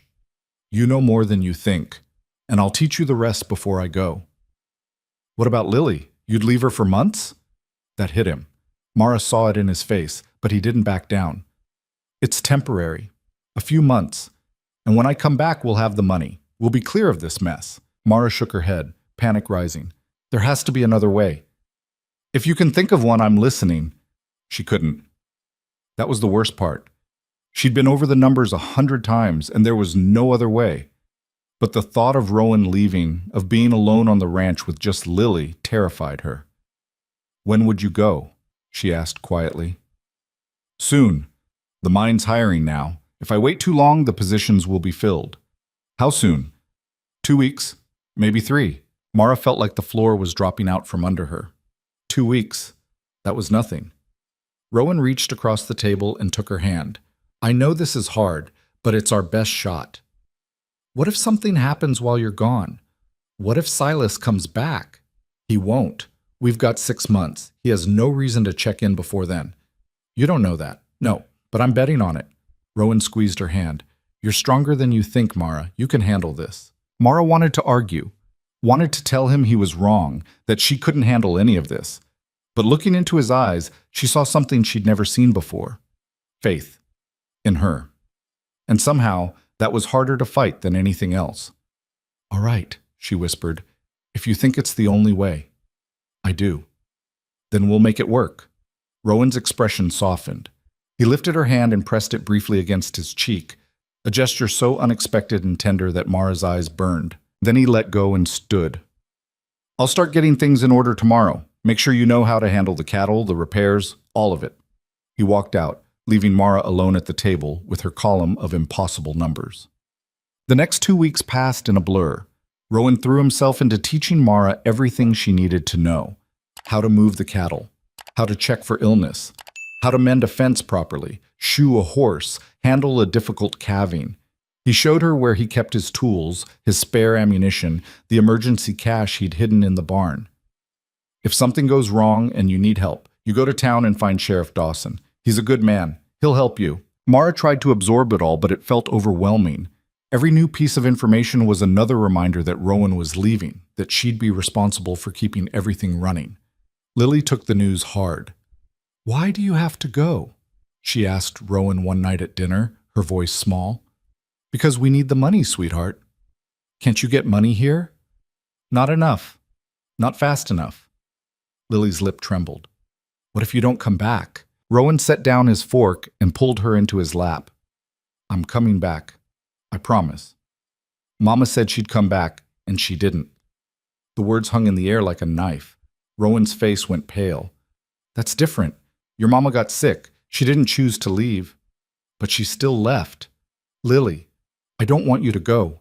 Tears spilled down her cheeks. Please don't go. Rowan held her tight, his own eyes wet. I have to, but I'll be back before you know it, and Mara's going to be here with you the whole time. Lily turned to Mara, desperate. You won't leave, right? Mara's throat was so tight she could barely speak. No, sweetheart. I'm staying right here. Promise? I promise. Lily clung to both of them, sobbing, and Mara had never felt more helpless. The day Rowan left was cold and gray. He loaded his saddlebags before dawn, moving quietly so as not to wake Lily. But the girl woke anyway and came outside in her nightgown, shivering. Papa? Rowan knelt and hugged her. Be good for Mara. Help her out. And remember, I'll be back soon. How soon? 3 months, maybe 4. That's forever. It'll go faster than you think. Lily didn't look convinced. She threw her arms around his neck and held on like she might never let go. Rowan had to gently pry her off. I love you, Lilybug. I love you too. He stood and looked at Mara. For a moment, neither of them spoke. Then Rowan stepped closer and put his hands on her shoulders. You can do this. I hope so. I know so. He hesitated, then leaned in and kissed her forehead. Take care of my girl. I will. He swung up into the saddle and rode off without looking back. Mara stood there with Lily pressed against her side, watching until Rowan disappeared over the ridge. Then they went inside, and Mara made breakfast with shaking hands while Lily sat at the table and cried. The first week without Rowan was the hardest. Everything felt wrong. The house was too quiet. The bed was too empty. Mara kept expecting to see him come through the door, covered in dust, and asking what was for dinner. But he didn't come. Lily was withdrawn, barely eating, asking every night when Papa would be back. Mara tried to comfort her, tried to stay strong, but it was hard when she felt just as lost. The ranch work was relentless. Mara had thought she understood what Rowan did all day, but actually doing it was something else entirely. The cattle needed constant attention. Fences broke. The well needed repair. Every day brought some new problem that Mara had to solve on her own. She made mistakes. A lot of them. She let the cattle wander into the neighbor's pasture and had to spend half a day rounding them up. She broke a fence post trying to hammer it in wrong. She forgot to close the chicken coop one night and lost 2 hens to a fox. Each failure felt like proof that she couldn't do this, that Rowan had made a mistake leaving her in charge. But she kept trying. Because what else could she do? One afternoon, about 2 weeks after Rowan left, Mara was struggling to fix a broken wagon wheel when a voice called out, "Need a hand?" She looked up to see a man on horseback, older, weathered, with a kind face. He tipped his hat. "Name's Ben Tucker. I've got the ranch just south of here. Saw you wrestling with that wheel and thought you might need help." Mara wiped sweat from her forehead. "I wouldn't say no." Ben dismounted and examined the wheel. Axles cracked. You're not going to fix that with a hammer. You need to replace the whole thing. Mara's heart sank. I don't have a spare. I do. Give me an hour and I'll bring it over. I can't ask you to. You're not asking. I'm offering. He smiled. Rowan helped me out plenty of times when I was getting started. Figure I owe him. Ben was as good as his word. He returned with a new axle and had the wagon fixed in under an hour. He refused payment. Just be neighborly when somebody else needs help. That's how we do things out here. After he left, Mara stood staring at the repaired wagon and felt something shift in her chest. She wasn't entirely alone. Over the next few weeks, more neighbors showed up. Some Mara had never met. They brought advice, spare tools, offers to help with heavy work. Word had apparently gotten around that Rowan was gone and Mara was managing the ranch by herself. A few people were clearly skeptical. Mara overheard Mrs. Brennan from the general store telling someone, "That poor woman, she'll run that place into the ground before Rowan gets back." But others were supportive. Ben Tucker checked in regularly, always with some excuse. He was passing by, he had extra nails, he wanted to see how the cattle were doing. Mara started to realize he was keeping an eye on her, making sure she didn't get in over her head. A woman named Sarah Calloway, who ran a small farm to the east, stopped by one day with fresh bread and stayed for coffee. She was blunt and practical, with a laugh that could shake the walls. "Heard you're out here by yourself," Sarah said. "Just me and Lily. That's rough. How are you managing?" "Barely," Sarah laughed. "At least you're honest. Most women would pretend everything's fine while they're falling apart. I don't have the energy to pretend." "Good. Pretending's exhausting." Sarah took a sip of coffee. "You need anything? You let me know. I've been running my place solo for 10 years since my husband passed. I know what it's like." Mara felt tears prick her eyes. "Thank you." "Don't thank me yet. I'm going to put you to work. I need help with my harvest next month, and I figure we can trade labor. You help me, I help you." It was exactly what Mara needed, something concrete, something she could actually do. "Deal," she said. Sarah became a regular presence after that. She showed Mara tricks for managing chores more efficiently, taught her how to preserve food, and listened without judgment when Mara needed to vent. Lily took to her immediately. Sarah was loud, funny, and didn't treat Lily like a fragile thing. She put the girl to work alongside them, which Lily loved. "Your girl's got a good head on her shoulders," Sarah said one day while they were pickling vegetables. "Smart as a whip." Mara glanced at Lily, who was carefully packing cucumbers into jars. "She is. Sometimes I forget how young she is. That's the frontier for you. Kids grow up fast out here." Sarah paused. "She doing okay without her father?" "She misses him. But she's coping." "And you?" Mara's hand stilled. "I miss him too." Sarah gave her a knowing look, but didn't push. 2 months after Rowan left, Mara received her first letter from him. It was short, written in Rowan's cramped handwriting on cheap paper. "Mara, the work here is hard but steady. I'm putting away as much as I can. Should have what we need by the end of 4 months if all goes well. How's the ranch? How's Lily? I think about you both every day. Stay safe. Rowan." Mara read it 3 times, her chest aching. It wasn't much, but it was something. Proof that he was alive, that he was thinking about them. She wrote back that same night, telling him about the ranch, the neighbors who'd helped, the small victories and larger struggles. She told him Lily missed him desperately. She told him she was managing, barely, but managing. She didn't tell him how lonely she was, how the house felt too big without him, how sometimes at night she lay awake and wondered if he was safe, if he'd really come back, if this fragile life they'd built could survive the distance. When she finished the letter, she folded it carefully and set it aside to mail in the morning. Lily wandered in, rubbing her eyes. "Can't sleep? Just writing to your papa? Can I add something?" Mara handed her the pencil. Lily wrote in big, careful letters at the bottom of the page, "I miss you, Papa. Come home soon. Love, Lily." She looked up at Mara. "Do you think he misses us?" "I know he does." "Then why did he leave?" "Because he loves us. And sometimes loving people means doing hard things to keep them safe." Lily thought about this. Then she climbed into Mara's lap and rested her head on her shoulder. They sat like that for a long time, holding each other in the lamplight. 3 months in, Disaster struck. Mara woke one morning to find half the cattle missing.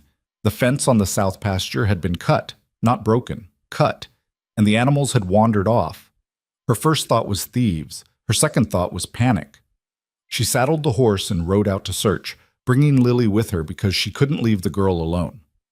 They spent hours tracking the cattle through rough country, and by the time they found them, Mara was exhausted and furious. But when they got the animals back and she examined the fence more closely, her anger turned to ice-cold fear. The cut was clean, deliberate. Someone had done this on purpose. That night she locked every door and window and kept Rowan's rifle close. Lily sensed her fear and didn't ask questions, just stayed close. The next morning, Mara rode into town and found Sheriff Dawson. He was a solid man in his 50s, with gray in his beard and a steady gaze. He listened to her story without interrupting. "You think someone's trying to run you off?" he asked when she finished. "I don't know, maybe. Or maybe they just wanted to cause trouble." "Any idea who?" Mara hesitated. "Could it be connected to Silas Vane?" Dawson's expression darkened. "Vane's a hired gun. He doesn't do petty sabotage. If he wanted to hurt you, you'd know." "Then who?" "Could be anybody. You're a woman alone on a ranch. Some folks see that as an opportunity." He leaned back in his chair. "I'll ride out and take a look, but I'll be honest. Without evidence, there's not much I can do." "So I'm just supposed to wait for them to try again?" "No. You watch your back, keep that rifle handy, and let me know if anything else happens." He paused. "How much longer until Rowan's back?" "Another month, maybe 6 weeks." "Can you hold out that long?" Mara met his eyes. "I don't have a choice." Dawson nodded slowly. "All right, I'll keep an ear out. And Mara, don't hesitate to shoot if you need to. Out here, hesitation gets you killed." Mara rode home with those words echoing in her head. But the fence incident changed things. Mara became hyper-vigilant, checking and rechecking locks, scanning the horizon constantly for riders. She moved Lily's bed into her room so they could sleep in the same space. Lily noticed, of course. "Are we in danger?" Mara didn't want to lie. "Someone cut the fence and let the cattle out. I don't know who or why, but I'm being careful."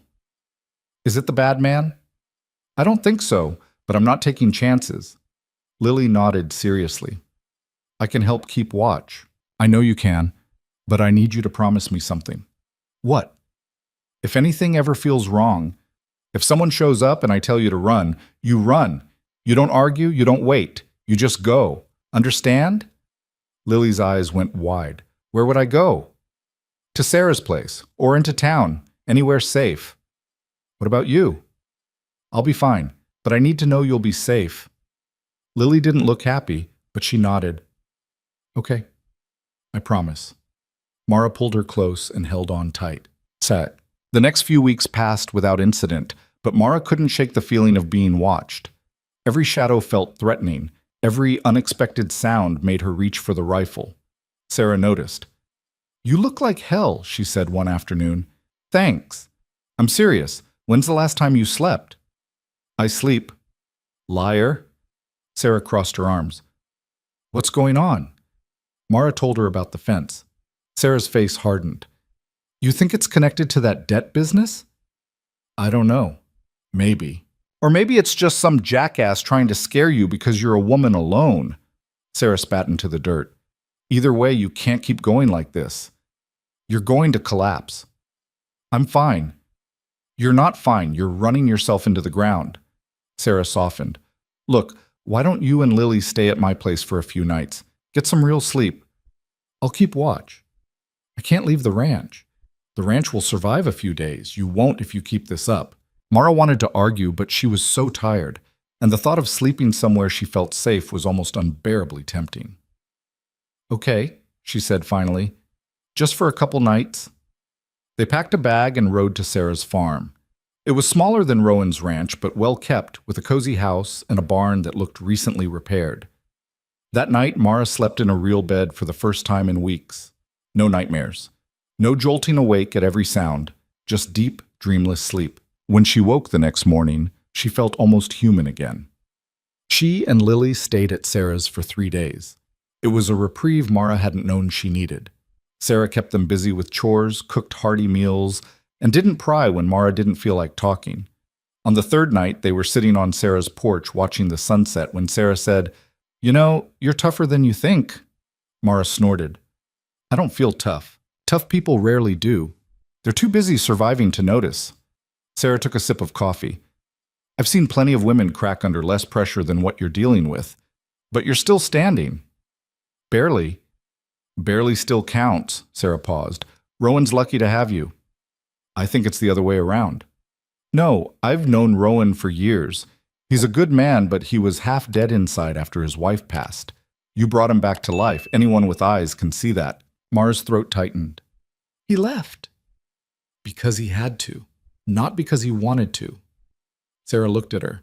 "When he gets back, you two need to have a real talk about what this marriage is, about what you want it to be. What if he doesn't want the same thing? Then at least you'll know. But my guess? He does." Mara didn't know what to say to that.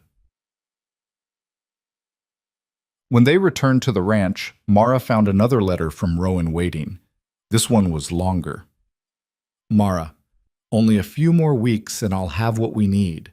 The work here is brutal, but I keep thinking about coming home, about seeing you and Lily again. That's what keeps me going. I got your last letter. I'm glad the neighbors are helping, and I'm glad you've got Sarah. She's a good woman. I know this has been hard on you, harder than it should have been. When I get back, we need to talk. Really talk. About everything. I miss you more than I thought possible." Rowan Mara read the last line over and over. "I miss you more than I thought possible." She folded the letter carefully and tucked it into her pocket, close to her heart. 4 months after Rowan left, he came home. Mara saw him riding up the path in the late afternoon and felt her heart leap into her throat. She was outside mending a fence, covered in dirt and sweat, and she must have looked a mess. But Rowan's face when he saw her, relief, joy, something deeper, made her forget everything else. He dismounted and crossed the distance between them in 3 long strides. "Mara." She couldn't speak. She just stared at him, drinking in the sight. Then Lily came tearing out of the house, screaming, "Papa!" Rowan caught her and swung her up, laughing. "Hey, Lilybug, I missed you." "I missed you more." He held her close, his face pressed into her hair. Then he looked at Mara over Lily's shoulder, and the expression in his eyes made her breath catch. When he finally set Lily down, he walked over to Mara and pulled her into his arms. She went willingly, burying her face in his shoulder, feeling the solid warmth of him. "You're back," she whispered. "I'm back, and I'm not leaving again." They stood like that for a long time, holding each other while Lily danced around them, chattering about everything that had happened while he was gone. That night, after Lily was asleep, Rowan and Mara sat on the porch together. He'd brought the money, $1,700, more than they needed. "We can pay off Victor," he said. "Clear the debt. We're done." Mara felt a weight lift off her chest. "It's really over?" "It's over." She let out a shaky laugh. "I can't believe it." Rowan took her hand. "I couldn't have done this without you. You kept everything together while I was gone."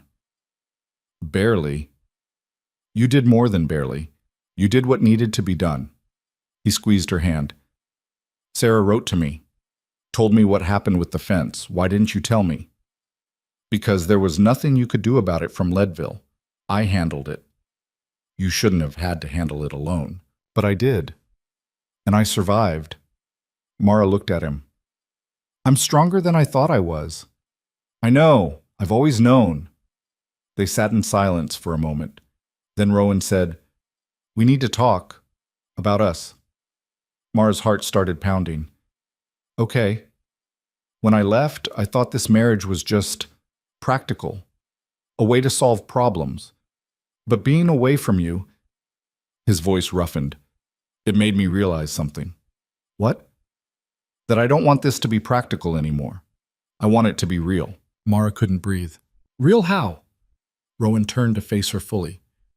"Real, like, I want you as my wife, not just in name. I want everything, if you'll have me." Mara's eyes filled with tears. "You mean that?" "I've never meant anything more." She couldn't speak, she just nodded, and then she was crying and Rowan was pulling her close, and for the first time since this whole mess started, Mara felt safe. Completely, utterly safe. "Yes," she whispered against his chest. Yes, I'll have you. Rowan's arms tightened around her. And for that moment, the debt, the fear, the struggle, all of it faded away. All that mattered was this. They'd survived, together. And whatever came next, they'd face it the same way. They left for Denver 3 days later, all 3 of them this time. Rowan insisted on bringing Lily. He'd been away from her for 4 months and wasn't about to leave her again, even for a few days. And Mara was grateful for it. The girl deserved to see this through, to witness the moment they finally broke free. The ride was long but different from the last time. Rowan and Mara talked more, about everything and nothing. About the ranch, the neighbors, the things that had happened while he was gone. Lily rode between them, chattering away, happy to have her family whole again. When they reached Denver, the city felt less overwhelming than before. Maybe because Mara wasn't alone this time. Maybe because she'd survived worse than crowded streets and noise. They went straight to the Silver Palace. The same man was at the door and his eyes narrowed when he saw them. Back again? We're here to settle the debt, Rowan said. Tell Victor we've got his money. The man disappeared inside. A few minutes later, he returned and jerked his head toward the back room. This time, all 3 of them went in together. Victor Kane sat behind a heavy wooden desk, counting chips from the night's games. He was younger than Mara had expected, maybe 40, with dark hair slicked back and sharp eyes that missed nothing. He looked up when they entered and smiled that cold smile Silas had perfected. Well, well, the rancher returns, and with the whole family, I see. His gaze landed on Lily. Cute kid.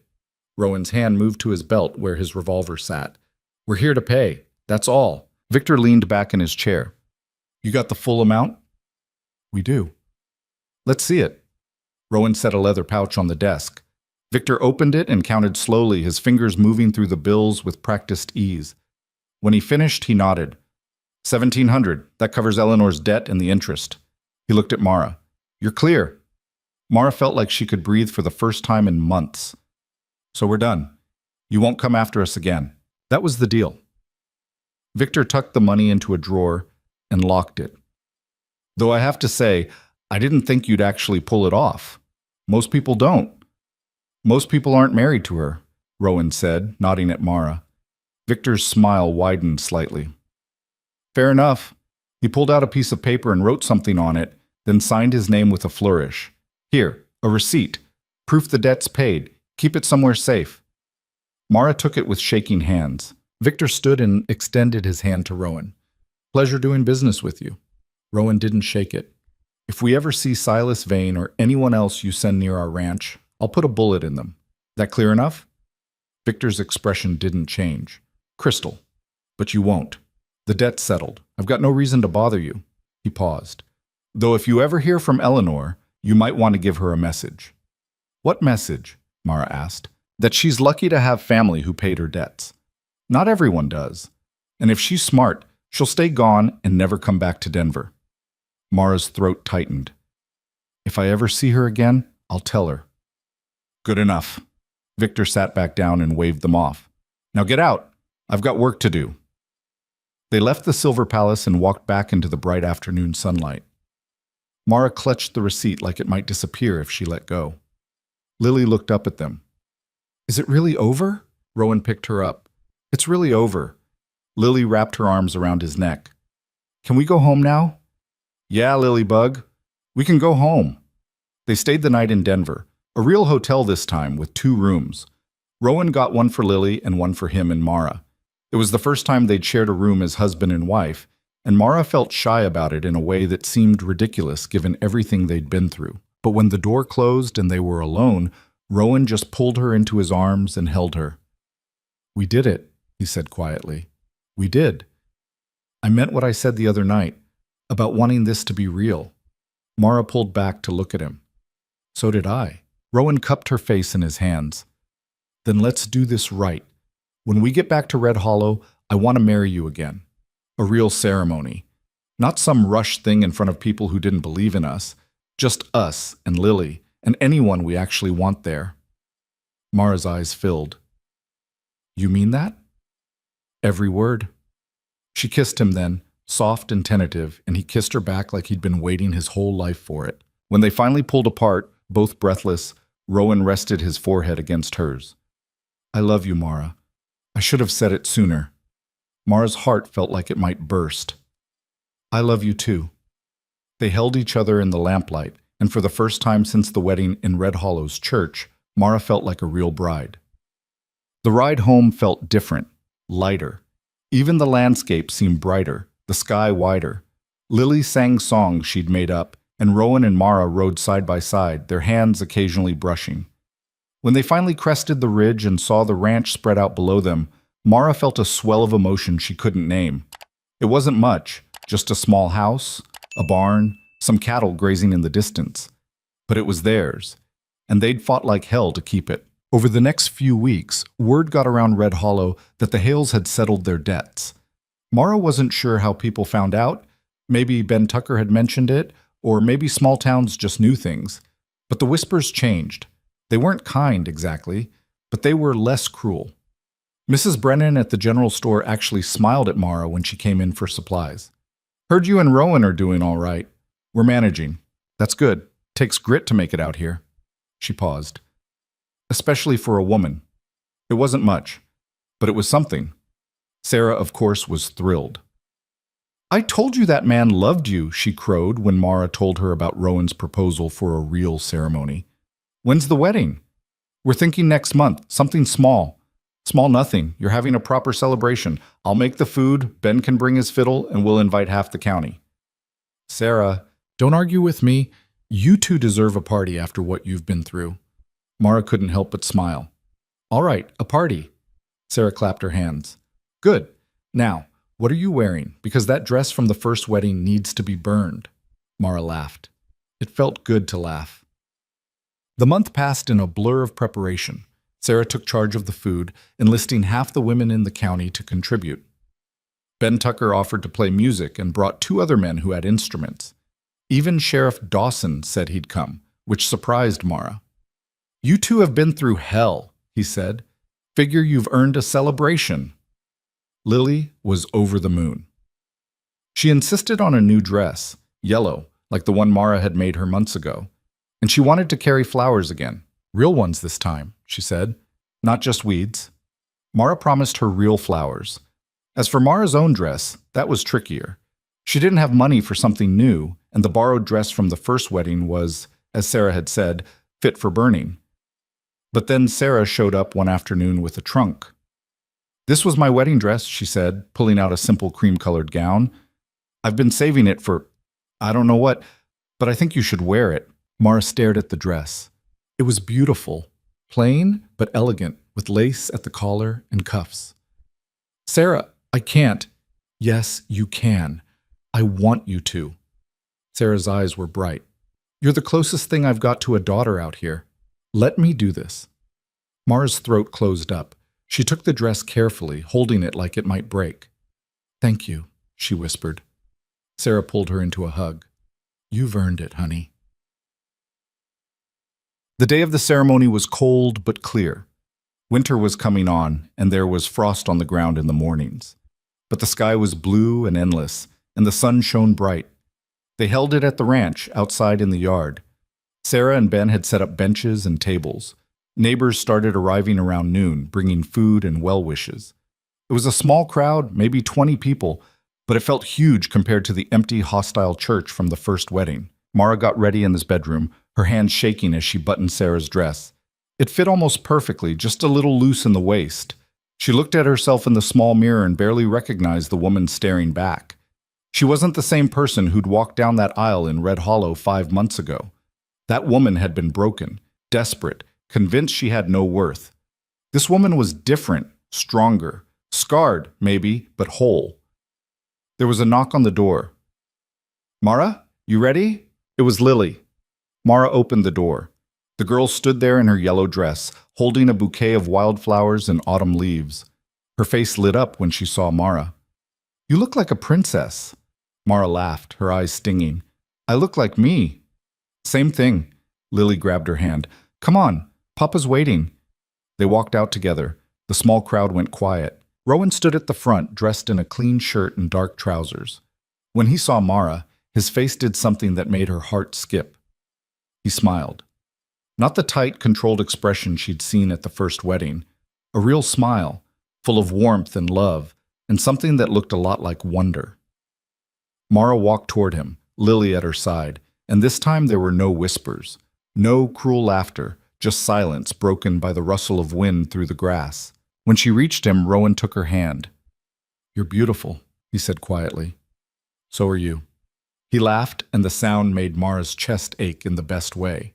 Reverend Michaels stepped forward.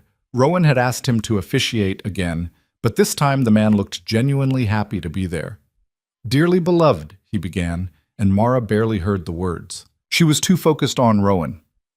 On the way he looked at her like she was the only person in the world. On the way his thumb traced circles on the back of her hand. When it came time for vows, Rowan spoke first. "Mara, when you first came here, I thought I was doing you a favor, giving you a place to stay, a roof over your head. But I was wrong. You didn't need saving. You saved me." His voice roughened. "You brought light back into this house. You gave Lily a mother. You gave me a reason to keep going. And I promise you, for the rest of my life, I will love you, protect you, and stand beside you, no matter what comes." Mara's vision blurred. She took a shaky breath.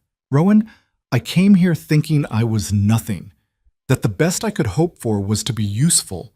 But you and Lily," her voice broke, "you made me believe I was worth more than that. You made me feel like I belonged, like I mattered. And I promise you, for the rest of my life, I will love you, stand with you, and fight for this family. Because you're mine, and I'm yours." Rowan's eyes were wet. Reverend Michaels cleared his throat. "By the power vested in me, I now pronounce you husband and wife. Again." He smiled. "Rowan, you may kiss your bride." Rowan pulled Mara close and kissed her in front of everyone, deep and thorough and full of promise. The small crowd erupted in cheers. Lily threw her bouquet in the air and shouted, "That's my mama and papa!" And Mara felt, for the first time in her entire life, completely and utterly happy by it. The celebration lasted well into the evening. People ate and drank and danced to Ben's fiddle music. Mara and Rowan were pulled into conversation after conversation, accepting congratulations and well wishes. Even Mrs. Brennan came up to Mara at one point and said, stiffly, "You've done well for yourself." It wasn't quite an apology for the cruelty of the first wedding, but it was close enough. As the sun set and the party started to wind down, Mara found herself standing at the edge of the yard watching Lily dance with Sarah. The girl was laughing, spinning in circles, her yellow dress flaring out. Rowan came up beside her and slipped an arm around her waist. "You all right?" "More than all right." Mara leaned into him. "I was just thinking." "About?" "About how different this is from the first wedding. How different I am." Rowan pressed a kiss to her temple. "You were always strong. You just didn't know it yet." "Maybe, but I know it now." They stood together, watching their daughter dance, and Mara felt a peace she'd never known before in Mount. Later that night, after the guests had gone and Lily was asleep, Mara and Rowan sat on the porch wrapped in a blanket. The stars were out, bright and endless. "I can't believe it's over," Mara said. "The debt, the fear, all of it." "It's over," Rowan confirmed. "We're free. What do we do now?" "We live. We work. We raise Lily. We build something good here." He paused. "And we do it together." Mara turned to look at him. "Do you ever think about Eleanor? About what happened to her?" Rowan was quiet for a moment. "Sometimes, but mostly I think it doesn't matter. She made her choices. You made yours.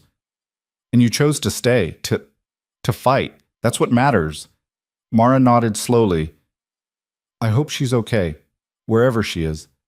But you're right. She's not my responsibility anymore." "No.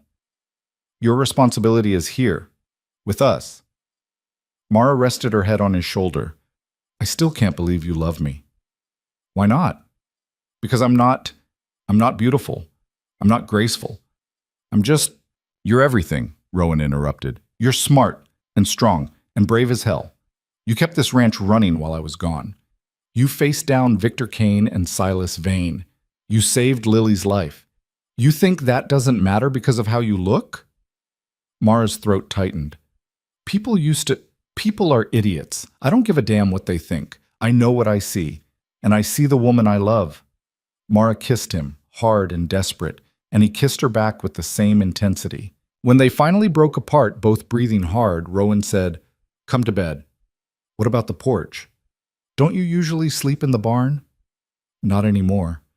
I'm sleeping with my wife, in our bed, where I belong." Mara's heart swelled. "Yeah, where you belong." They went inside together, and for the first time since arriving at the ranch, Mara felt completely at home. The weeks that followed were the best of Mara's life. She and Rowan settled into a new rhythm, working the ranch together, taking care of Lily, building a life that felt solid and real. Winter came on hard, bringing snow and bitter cold, but the house stayed warm. The three of them huddled by the fire in the evenings. Rowan taught Lily to read better, sounding out words in the few books they owned. Mara taught her more about plants and medicine, preparing for the spring when they could gather fresh herbs again. One night, while Lily was asleep and Mara was mending socks by the fire, Rowan said, "I've been thinking." About expanding. We've got the money from my work in Leadville saved up. We could buy back the north pasture. Maybe get more cattle." Mara looked up. "You want to grow the ranch?" "I want to build something that lasts. For Lily, and for—" he hesitated. "For any other children we might have." Mara's breath caught. "You want more children?" "If you do. I know we haven't talked about it, but—" "Yes." Mara set down the socks. "Yes, I want that." Rowan's face lit up. He crossed the room and pulled her into his lap, kissing her until they were both breathless. "I love you," he said against her lips. "I love you too." They sat like that for a long time, holding each other while the fire crackled and the snow fell outside. Spring came eventually, slow and reluctant. The snow melted, revealing the brown earth beneath. Mara and Lily went out to gather the first shoots of new growth: yarrow, plantain, wild onions. They worked together, Lily chattering about everything and nothing, and Mara felt a contentment she'd never imagined possible. One afternoon, while they were working in the garden, Lily said, "Mara, can I ask you something?" "Of course." "Do you think my real mama would be mad that I call you mama now?" Mara's heart clenched. She set down her trowel and looked at the girl. "I don't think she'd be mad. I think she'd be glad you have someone who loves you." "Do you think she's watching us, from wherever she is?" "Maybe. I like to think so." Lily nodded seriously. "I think she'd like you. You're nice, and you make Papa happy." Mara pulled her into a hug. "You make me happy too, sweetheart. Every single day." Lily squeezed her tight. "Good. Because you're the best mama I could have asked for." Mara's eyes burned. She held Lily close and let herself cry a little, grateful for this fierce, loving child who'd accepted her from the very beginning. By summer, the ranch was thriving. Rowan had bought back the north pasture and added more cattle. The garden Mara had started was producing vegetables. They even had chickens laying regularly, including Peg and Meanie, who were still going strong. Sarah came by often, always with some excuse. She and Mara had become true friends, the kind of friendship that didn't need words or explanations. They just worked together, laughed together, and supported each other. One day, Sarah brought news. "You hear about Silas Vane?" Mara's stomach tightened. "What about him?" "He got arrested in Cheyenne, caught trying to shake down some shopkeeper. Sheriff there didn't take kindly to it. He's in jail now." Mara felt a weight lift. "Good. He can rot there." "Amen to that," Sarah grinned. "You're finally free of all that mess." "I have been for months, but it's nice to know he's locked up. Victor Kane's operation got shut down too. Something about gambling debts and fraud. Whole thing fell apart." Mara shook her head. "Eleanor really knew how to pick them." "She did, but that's not your problem anymore." "No, it's not." And it really wasn't. Eleanor was a ghost from the past, someone who'd shaped Mara's life but no longer controlled it. That fall, Mara discovered she was pregnant. She'd suspected for a few weeks but hadn't said anything, afraid to hope. When Sarah confirmed it, because of course Sarah knew the signs, Mara sat down hard on the porch steps and cried. "You all right?" Sarah asked, alarmed. "I'm happy. I'm so happy." Sarah laughed and hugged her. Well, congratulations.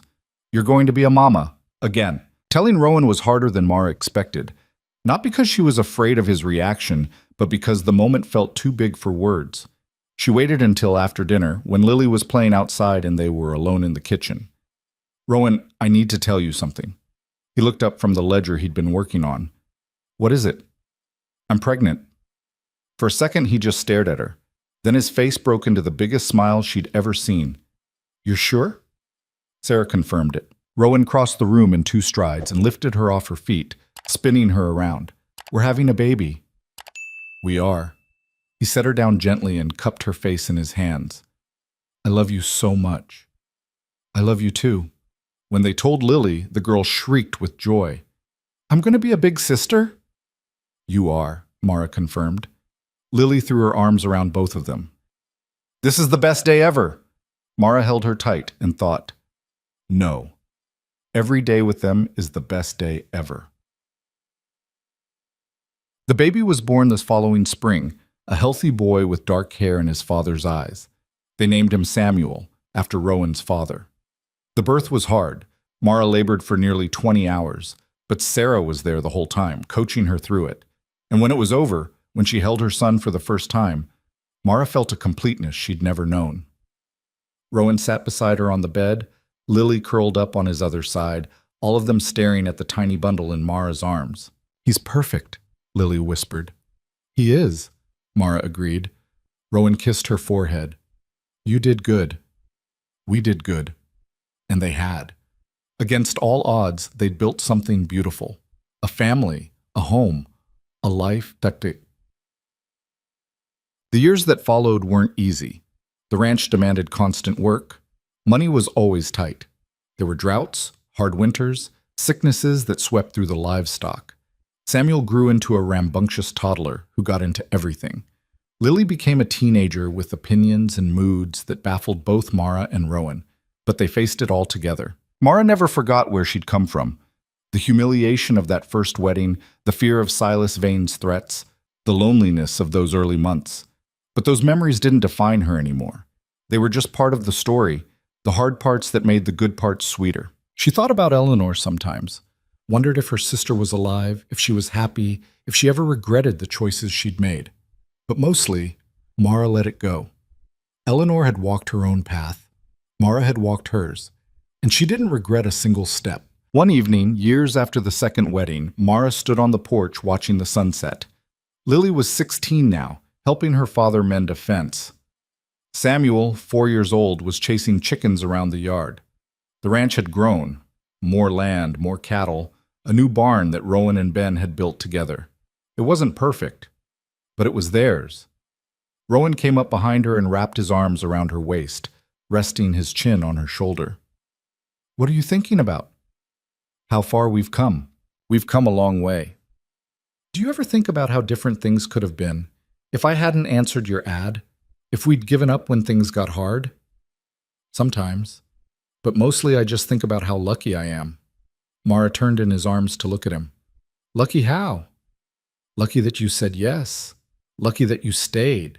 Lucky that you loved me even when I didn't deserve it. You always deserved it. Rowan kissed her, slow and sweet. I love you, Mara Hale.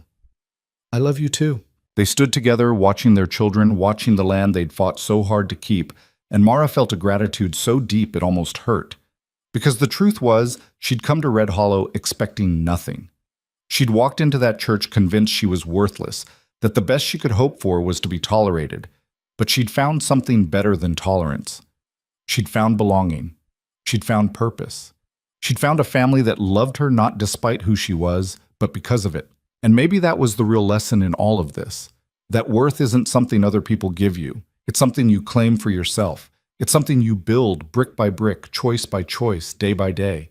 Mara had been dismissed her whole life, too big, too plain, too awkward. But none of that mattered now, because she'd proven to herself more than anyone that she was strong enough to survive, brave enough to fight, worthy enough to be loved. And in the end, that was everything. The sun dipped below the horizon, painting the sky in shades of orange and pink.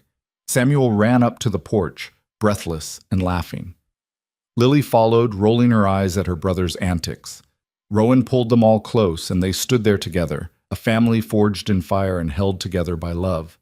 Mara looked at each of their faces and thought, "This is what I was meant for.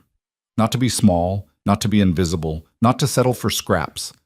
This, right here, this beautiful, messy, hard-won life." And it was more than enough. It was everything.